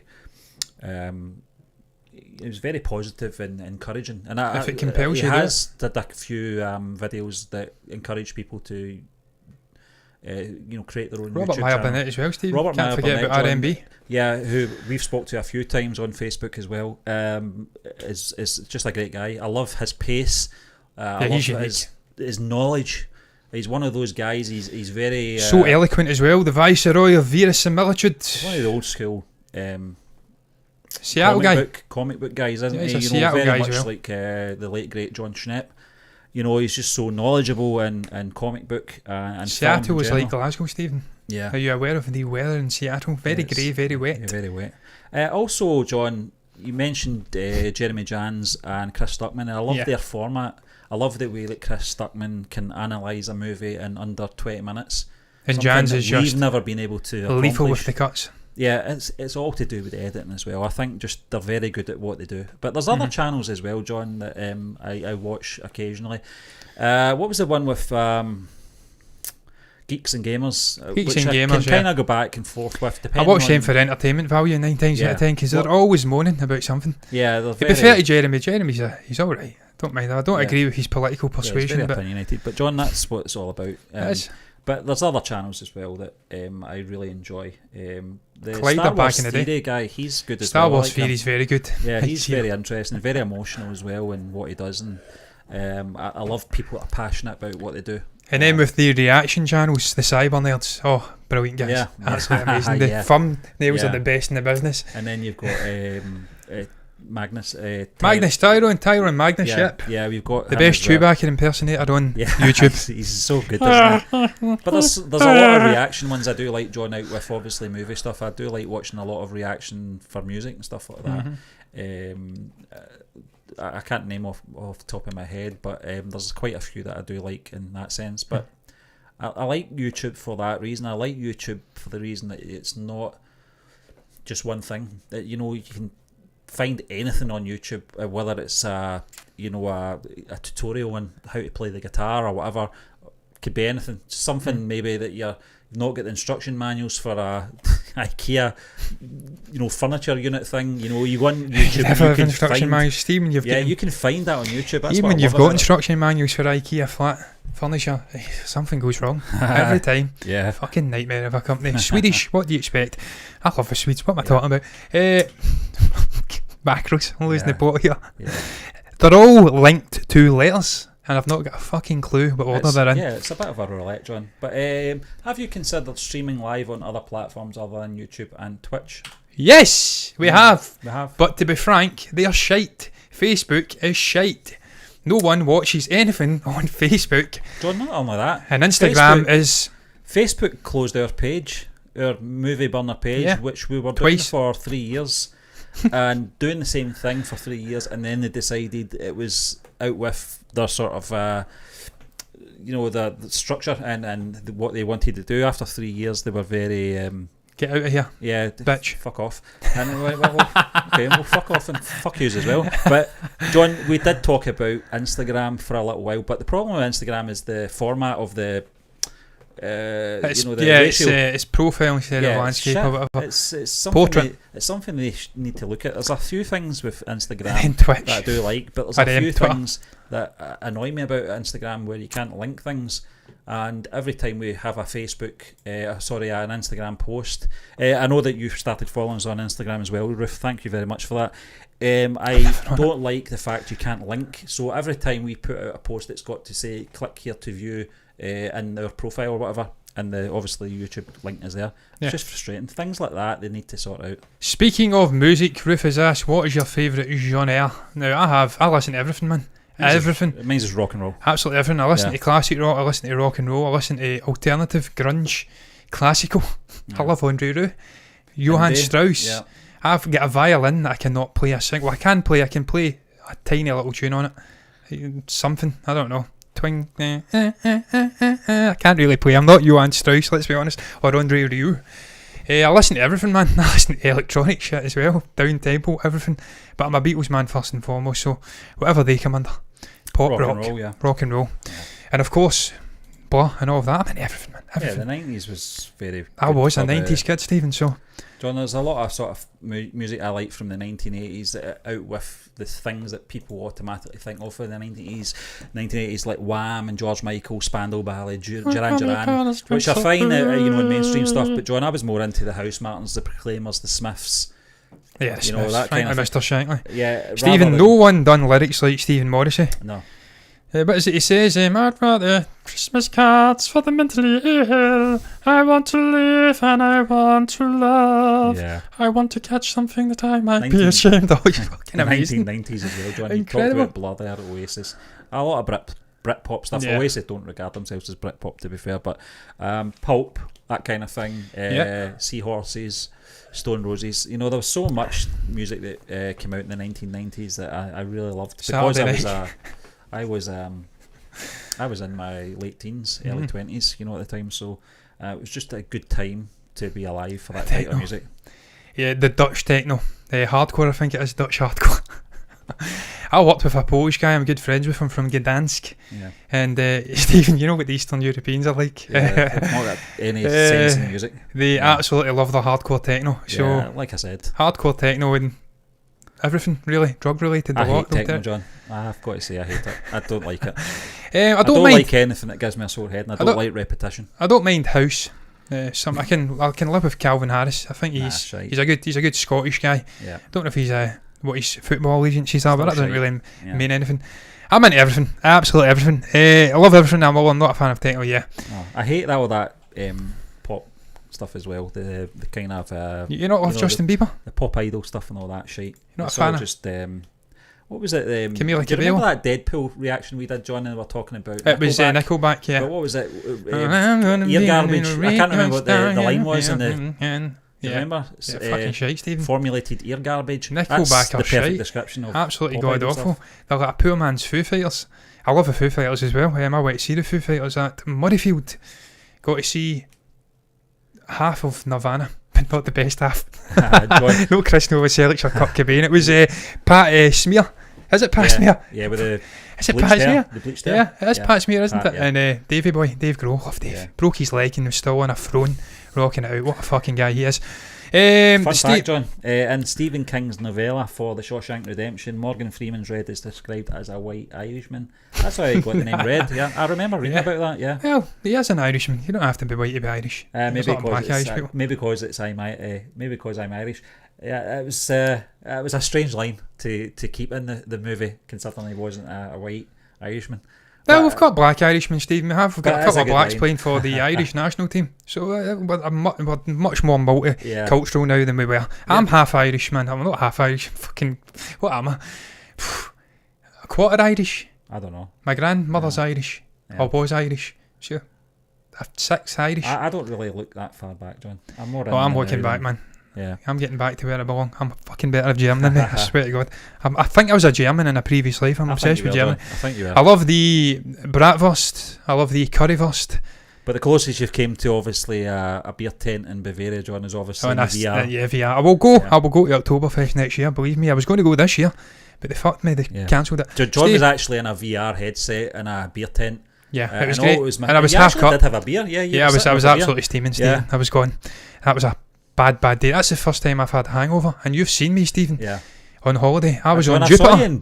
I saw you in Boxing Day just there. Yeah, absolutely, Stephen. Bought a champagne, man. Yeah, bought a champagne, wine, and hardcore beer. I've been on Jupiter and I've never had a hangover. I think I'm getting old now. I'm 32 and the hangovers are starting to bite and it's fucking brutal. Yeah. Stephen, this one. Do you want to read it? Yeah. Are you confident Marvel Studios will be able to organically look at that graphic incident? Is that not impressive? The X-Men and the Fantastic Four into the MCU after everything that's happened in the first 3 phases. We don't speak Gaelic, sadly, no. Oh, I have to say it's going to be very tough, but I have all the faith in the world with Kevin Feige and the team to do it perfectly. John, you've got to take into consideration that Marvel Studios didn't have the rights to certain properties for a long time, so you can't blame them for the way it's sort of played out. Yeah. The likes of Fantastic Four and the X-Men have only came onto Disney over the last year or so. So it's something that if they had the properties back when they were starting the MCU, it would have probably been a bit more organically inserted, but they have to work with what they've got. So I think they'll do it right. I think the way they are doing it, John, the introduction to the Eternals, we're getting to explore the cosmic side of the MCU finally in more depth in this phase. So we're going to get to, I think people's minds are going to get opened up. I think that's the purpose of these television shows. It's going to be like taking, what is it called? DMT? Yeah. The methyltryptamine, whatever it's called. Joe Rogan likes to take that, doesn't he? It'll be like taking acid, Stephen, I think, this journey we're going on with the cosmic side. The Asgardians of the Galaxy, the Eternals. WandaVision. It's going to be very different. I think they will get it right, Stephen. I trust Kevin Feige, much like yourself, to introduce the Eternals, Fantastic Four. We are due a defining Fantastic Four movie. I think it was Joe Russo that said that, and he's right. We've had a sea of shit, and it has to get better, and it will get better, and we will cast correctly, I'm sure, with Kevin Feige. They've got their casting absolutely bang on, apart from Ben Kingsley as the fake Asian in Iron Man 3. Don't know what I'm thinking, Stephen, Ben Kingsley has played some characters, hasn't he? He's played Gandhi, and he's not Indian. What was that war one, Johnny? He was my fucking god, he played Adolf Eichmann. Adolf Eichmann, he played an absolute butcher. But he was supposed to be in his 30s, and he's in his 70s, and he was horrendous. He looked like a Parkhead local. I think it's because they try to do him up young as well. Whereas in the Five Bloods, they didn't even bother doing that, which I always thought was very underappreciated when that film's released, was that they didn't bother de-aging the characters or aging them up or anything like that. It worked for that as well, Stephen, because they were going on a journey, going back to see their friends Storm and Norman, the great late Chadwick Boseman, and it was almost like they were old, but they were going back, and he was left, and he was eternal youth. It was brilliant the way that's Spike Lee. Now, John, I don't know if it's a proposal from Crazy Panda, but they're asking, are you married? No. Well, you're not. I'm not. No. I've been married for. We're not married. No, we're not married. I've been married to John's sister since 2005, and I have 2 daughters. One is 8 years old, one is 8 months old, so there's a bit of a gap there, but I have a dog. Keep me on my toes. Harley's down there just now, and he's wounded. Yeah, he's had a rough time this week, but he's got pus coming out, a wound in his side. It's not good. But I've got a dog, and I'm single, thankfully. Well, I'm not married. All graphics have been awesome. They have been awesome, and it's me that done them, so I'm going to say that. Yeah, quite right, one.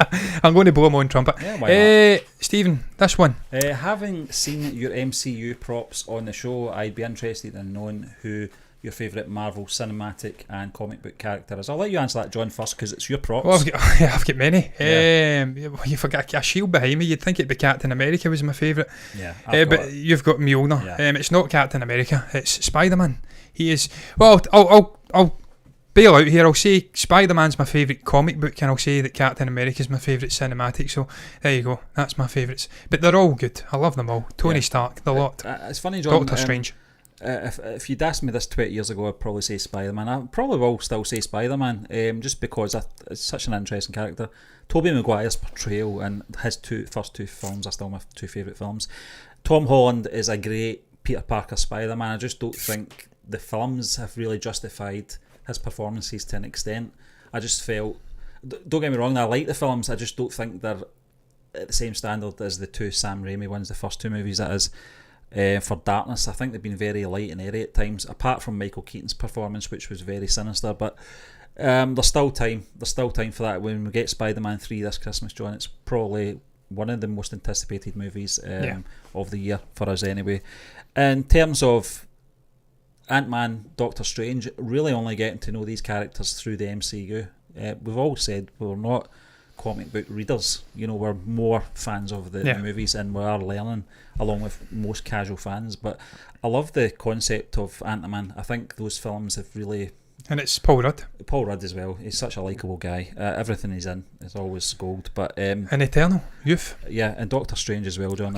It's one of the most awesome standalone MCU movies. I know they're all connected, but there's something really standalone about that at the moment. Obviously, once we get the sequel, that's going to change. But I just think Benedict Cumberbatch was perfectly cast in that role. Yeah, Stephen. And there's something about Benedict as well. It's like that sort of Etonian posh boy accent, and it just transcends so well into the movies. I would also say The Incredible Hulk was always one of my favourite ones growing up. I just don't think they've handled it right. I thought the Edward Norton portrayal was fantastic. It's still one of my favourite movies. It's so underrated, it's unreal. I think it's just because of the cast change. It's kind of became the sort of black sheep of the MCU. If Edward Norton had continued on in that role, I'm pretty sure it would be up there as one of my favourites.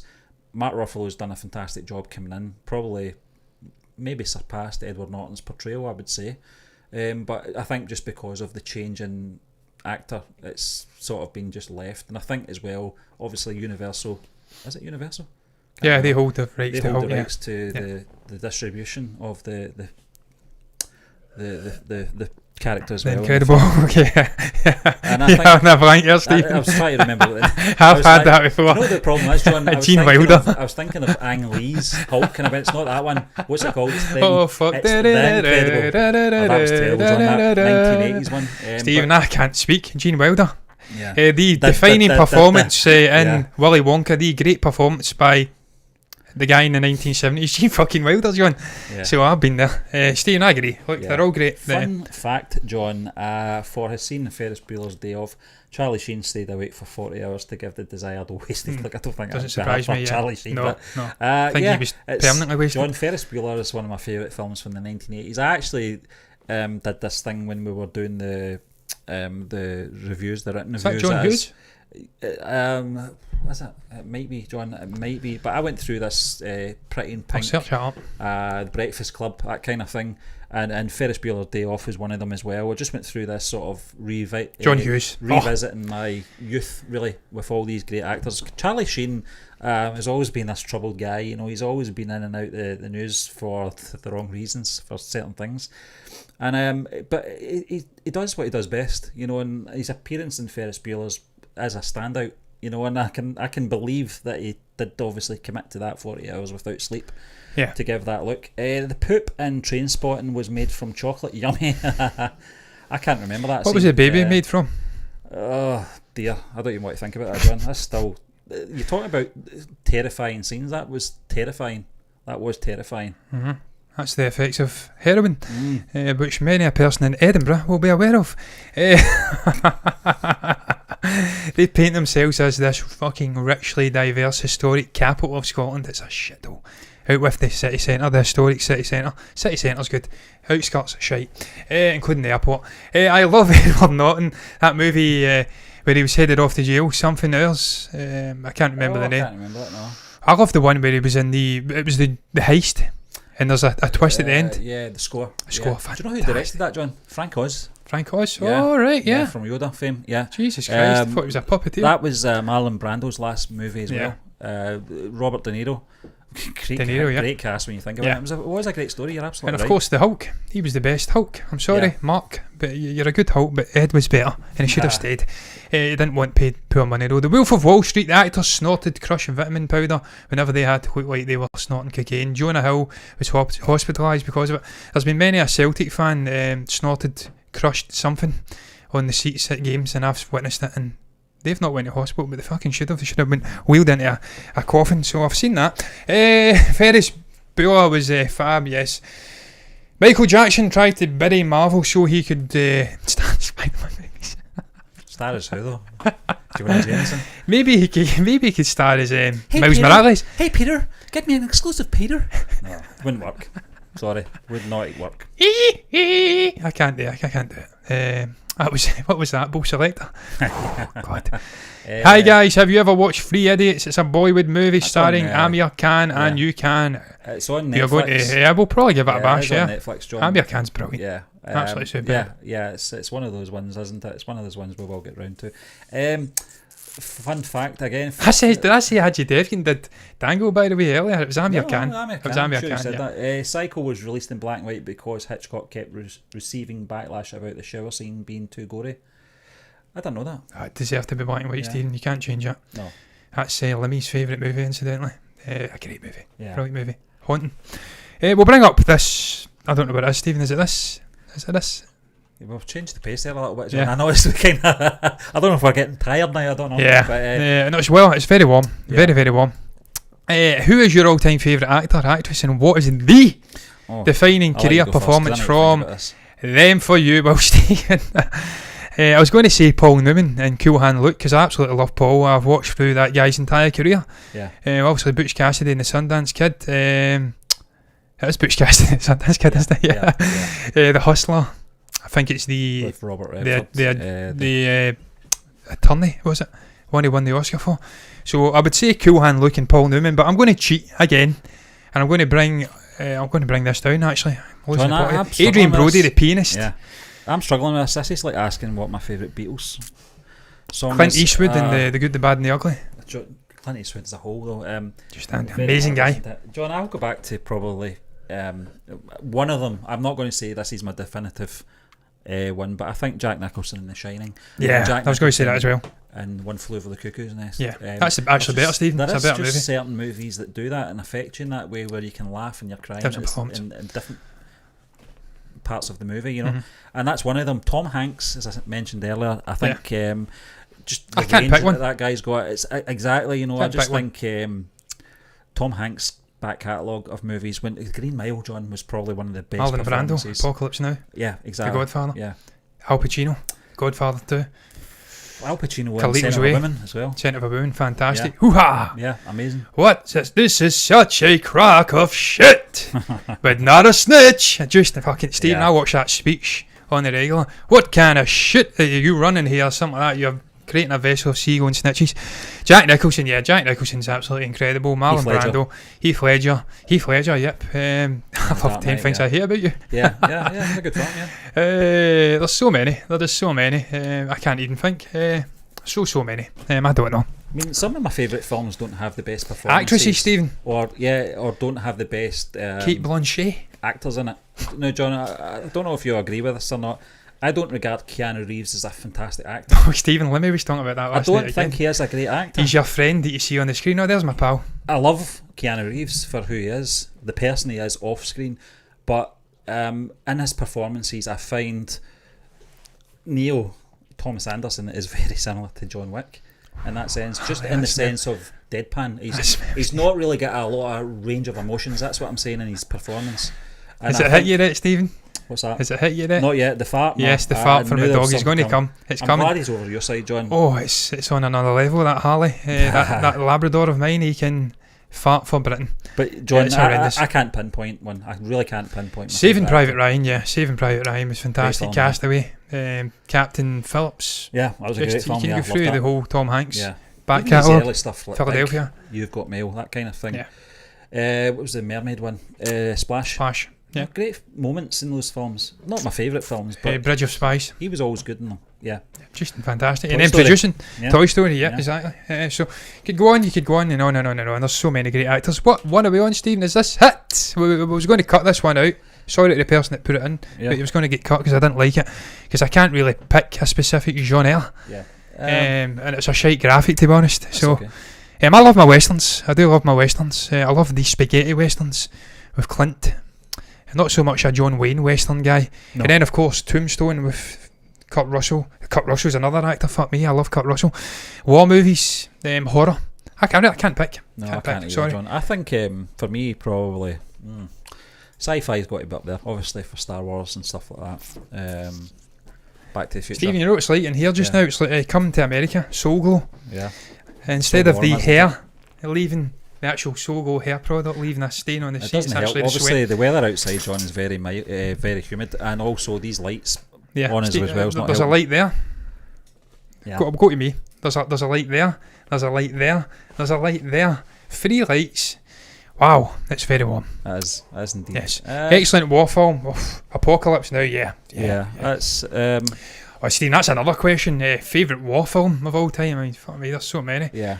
It really depends, John. I mean, the likes Downfall, of does that count as a war film? Downfall, I would say so. Yeah, it's set in World War II, so I would say so. Saving Private Ryan, you've the likes of even ones like The Great Escape, The Dirty Dozen. It really depends. It's very hard to pinpoint. What was that Technically, The Good, the Bad and the Ugly is a Civil War film. Jamie Dornan and Cillian Murphy that I like, John. That I was always raving about maybe 5 years ago or something like that. It was on Netflix. It was a very underrated movie. It was based on true events in World War II. I can't remember what it was called.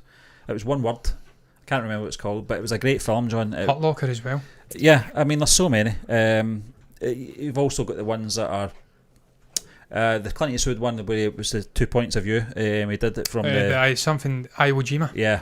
Yeah. Those films, I can't really pinpoint. I'll be honest. Band of Brothers TV show. Greatest TV show of all time for me in terms of war. Pacific was good, but Rami Malek was in that. But the Band of Brothers, just the cast alone, John. Stephen, I went down a rabbit hole with the Dirty Dozen, another great one. Yeah, exactly. There's been so many. I mean, I don't know. I asked that question. Why did I even do it to myself? I was going to ask another one, Stephen, but to be honest with you, I'm sweating like an absolute rapist on speed, as we like to say here. Fun fact: Arnold Schwarzenegger was paid approximately $21,429 for every one of the 700 words he said in Terminator 2. I didn't realise it was over 700 words that he spoke. Yeah, probably it was under 50 words in the first Terminator film. But that's fine. That's yeah. I wonder how many words the likes of Anthony Hopkins spoke in Silence of the Lambs. He's in the movie for 8 minutes. See when you actually break down words spoken. Yeah, that'd been very interesting to see who's phoning it in and actually getting so much money. I watched his character in Red Dragon. I watched that scene with him and Edward Norton going back and forth, and you can understand that why these actors are paid what they're paid with their performances, John. It doesn't really count for word count or anything like that with actors. I think it's performance more than anything, and what they are saying counts rather than the amount of words they're saying that counts. Not so fun movie fact: Jim Caviezel was struck by lightning while he was on the cross in Passion of Christ. John, I like Jim Caviezel. Talk about karma. Yeah.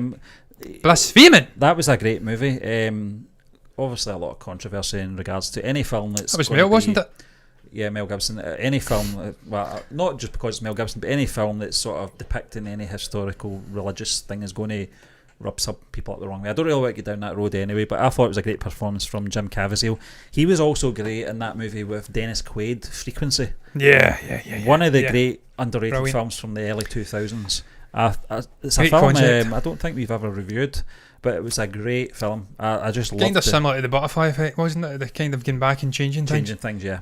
Ali, what are you doing? It was great, John. I think like, David no. Jones. David Jones. Oh, that was David Bowie's real name, wasn't it? David Jones, yes. And obviously your chat from the Monkeys, David Jones. Tell your opinion about Telepathy VJ, John. I'll let you. And well, Stephen, as we did mention before, but I just think the guy's an inspiration. His outlook in life, the way that he's continually highlighting societal ills, as I like to say. He doesn't just do a bland movie about a specific bland beige story. He's always highlighting corruption, issues with health systems, with the whole raping issue and stuff like that. He will shine a light upon these issues, and he'll try his best to help the little man out. And just as an actor, I think he's a great actor. He can do everything. He can play multi-character performances. He can sing, he can dance. He's a great all-round performer, much like a Hugh Jackman over here or a Taron Egerton. There's not many people do it over here, but he does it very well. We're here with the Monkeys, charlatans. Charlatans. They didn't play the instruments, didn't they? Beatles, Sean Connery turned down roles in The Matrix, The Lord of the Rings, Jurassic Park, Indiana Jones 4 and Blade Runner. In terms of The Matrix, I'm assuming would he have been... Maybe like The Oracle or something. Yeah. I could see Something that. like Yeah, something that wasn't too energetic. Lord of the Rings. He stuck by his guns, Stephen. He retired. I would have. Yeah, Johnny. 2003, I think he retired. He could have played Lord of the Rings. He could have played Radagast or something like that. The Bernard Hill character he would have been very good in as well. Was that the snake? The one that was poisoned. The king that was poisoned. Oh yeah, Theoden. Yeah, Theoden, King of Rohan. Jurassic Park. I would assume that would have been the Richard Attenborough character, perhaps. Indiana Blade Jones Runner. 4. I would have loved to have saw Henry Blade Jones Runner. back in Indiana Jones. I loved The Last Crusade, John. You like The Last Crusade as your favourite Indiana Jones film as well, don't you? Is that the one with Connery? That's yeah. The It's third incredible. one is my favourite. Just brilliant, Stephen. I watched it recently. So fast paced, unbelievable. The energy in that movie, and it's got that magic that Star Wars has got. What was I going to say there? I was going to say something. Blade Runner. I wonder who could have played in that. Rutger Hauer's character. It wouldn't have been the same, would it? Maybe the actual guy who created the... What the fuck are they called again? I'm blanking on them. The actual android things. Replicants. Yeah. Maybe the guy that created them. And he goes off and kills them also, Rutger Hauer. Rutger Hauer, man, that guy died recently. That's another actor. Yeah. Fantastic. Heath Ledger almost broke Jake Gyllenhaal's nose by grabbing his head and kissing him too hard in Brokeback Mountain. Well, John, I can believe that. Heath Ledger was an all-in type of guy. Yeah. He was in, all or nothing with him, and you saw that in The Dark Knight. And Gyllenhaal. He gave everything for it. Gyllenhaal, yeah. Stephen, that was a great movie as well, man. That got a lot of stuff, controversy at the time when it was out, and you've got to respect those two I think, actors John, for if it came out getting over now, that sort it of... wouldn't have that No, kind of it's reaction now. I think they wouldn't care. Grown since then, And Stephen, the generations, they're just different now. Younger generations are just more open. They don't give a shit, and it's a good time. yeah, definitely. After a slew of drug-related offences, Robert Downey Jr. was semi-blacklisted. Yes, it was actually Mel Gibson that brought him back, which is quite ironic because he's now blacklisted. Kill, Kiss, Kiss, Bang, Bang reignited his career. Didn't know that. Didn't know that either, no. At that point, but I do remember him doing the Elton John I Want Love video. I want love. And that kind of kick-started it all again for him, I think. That was a great video. Yeah. Yes, the back and forth with Harrison Ford and Sean Connery in Last Crusade was brilliant. It was. Yeah. You could believe they were Junior. father and son. Really, when you think about it, I think there was only maybe about a 7 or 8 year gap between both actors. That's the power of hair, Stephen. Yeah. yeah. It's the power of hair. Performance, yeah. That's why I look like I'm 42 instead of 32 because I have no fucking hair. Robert Downey Jr. is underrated, by the way. I would say so. Yeah, I think yeah, it's a shame, John, because most people are going to relate him to the Tony Stark character, and I think he's got a lot more to offer. I don't think Stephen was it the Judge? He was in The Judge. The Judge. Oh, fantastic movie! Yeah. I'm sure it was Robert Duvall, maybe, or the other guy. Robert Duvall. But it's not Robert Duvall; it's the other guy. The other one. Gene Hackman. Is Is it Gene Hackman? I don't know. Him and Gene remember, Hackman. It was an amazing movie, and it shows you his acting ability, Stephen. Obviously, he'd done the Doolittle movie, and it was fucking terrible. But that's not reflective of his No, it's not. ability. But Stephen, that's all the questions that we get sent in gone. Yeah. We're really just down to what's coming in. I don't know if you want to round it up, man. It was Robert Duvall, John. Robert Duvall. So there you are. Hey. That was a great movie. I was just watching that recently. Yeah. Fantastic. I think his dad's got, I don't know if he's got dementia or something, but there's something going on with him. And he's got some case going on. He doesn't want to allow his son. His son's a great lawyer. I think he's using other lawyers. There's a fractious nature between them, and they come together. It's an incredible movie. Duvall is fantastic, man. Absolutely incredible. Who's that other guy, Stephen, who was in the Marriage Story movie? He came in. He was in Goodfellas. Blank on his name. Ray Liotta. Ray Liotta. He was good in Marriage Story. Absolutely I really brilliant. liked his character. Young age. Young age is long gone for me. I'm 32. It might be your age, John. Your age? I'm 32 years of age. Yeah, I'm 21. 1989, just turned 32. Clinging on to my youth with tenterhooks. I feel like a rock climber on Everest, and I'm hanging off the edge of the cliff. That's my youth. It's dangling away. It's gone. 45. I'm well past it. Yeah. Yeah. Thanks, John. For agreeing. Yeah, I'm as well, Steve. It's gone. But I'm in the best shape I've ever been in my life, so it's all good. I'm embracing old age. Fun movie fact: in Saving Private Ryan, all of the main cast were given the basic military training except Matt Damon, in the hope that the cast would build a resentment towards him necessary for the role. That's horrible. Yeah, because they were going for Matt Damon. Yeah, Matt Damon was the guy they were going to seek. He Yeah. was Ryan, Private Ryan. Oh, he's I think 4 brothers or something. 3 brothers died. Saving Private Ryan's incredible. I'm obsessed with World War II. Absolutely obsessed. I've read books that you shouldn't even be reading. Yeah. I fucking read The Rise and Fall of the Third Reich because I'm absolutely obsessed with the craziness that was going on then. Stalin, obsessed with it. I love it. Don't love what they did, but I absolutely love the conflict. It's just an incredible time in human history, good or bad. But look, Stephen, I'm fucking done, man. I'm sweating. I need to get outside and have a beer. It was Anthropoid, John, was that film with Jamie Doran and Kelly That was Murphy. That was your man, Reinhard Heydrich. Yep, there was another movie. There was another movie with him, Anthropoid, and I think the man with the iron heart. Yeah. Reinhard Heydrich. The Czechs murdered him. Well done. Yeah. Absolute CUNT of a guy. Stephen, are you done? John, I think we are done. I'm absolutely sweating. Yeah, it's very warm in here, and it's been a great day. It's been really I've enjoyed worth I've enjoyed it. Coming on a Sunday afternoon chatting with you guys. We really thank you for all your comments, all your questions, keeping us ticking along, and obviously the folk that have emailed us as well, and the questions that were presented on the show today as well. Yes, listen, I can't thank people enough. Wasn't sure what we were getting into. I didn't know if people were going to be in. But it's been good. I've enjoyed the comments. I've enjoyed the questions. Thank you very much. We do appreciate it. Thank you for subbing as well, Lola. Do appreciate that. Thank you, Ruth, for coming in. Thank you, everybody else that came in, man. Including David Jones, aka David Bowie, as some people like to say. Do appreciate you coming in, man. But look, that's going to round it up. I am absolutely destroyed here. The heat is just ungodly. I'm Scottish. I'm too pale. We're not used to this. Going for a barbie and a good beer. And I'm going to enjoy it a lot. And clean my dog's wound. Pus-filled wound. Ain't that lucky? Fantastic, lucky me. But look, guys, that's going to round it up, man. Thank you very much for the comments, the questions, and look, that's going to. I'm just going to say bye-bye. I'm not even going to try and fucking end it. I'll say this. I'll add this in as a little prefix before we end it. Subscribe to the channel if you've enjoyed it. Hit the follow button if you've enjoyed that. Hit the like button if you've enjoyed it as well. Comment below if you've got anything else to ask us for, maybe an additional Q&A at some point in the future, and you will get us back doing it. But look, guys, until then, I'm done. Bye. Sweating like a rapist. I'm nearly backing out here. It's so warm. There's 3 bodies in here, 3 lights, and the heat is just... Oh.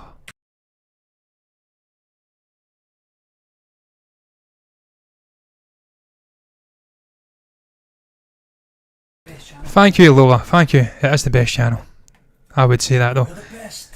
Around, nothing's ever gonna keep you down. We will hydrate. Bye.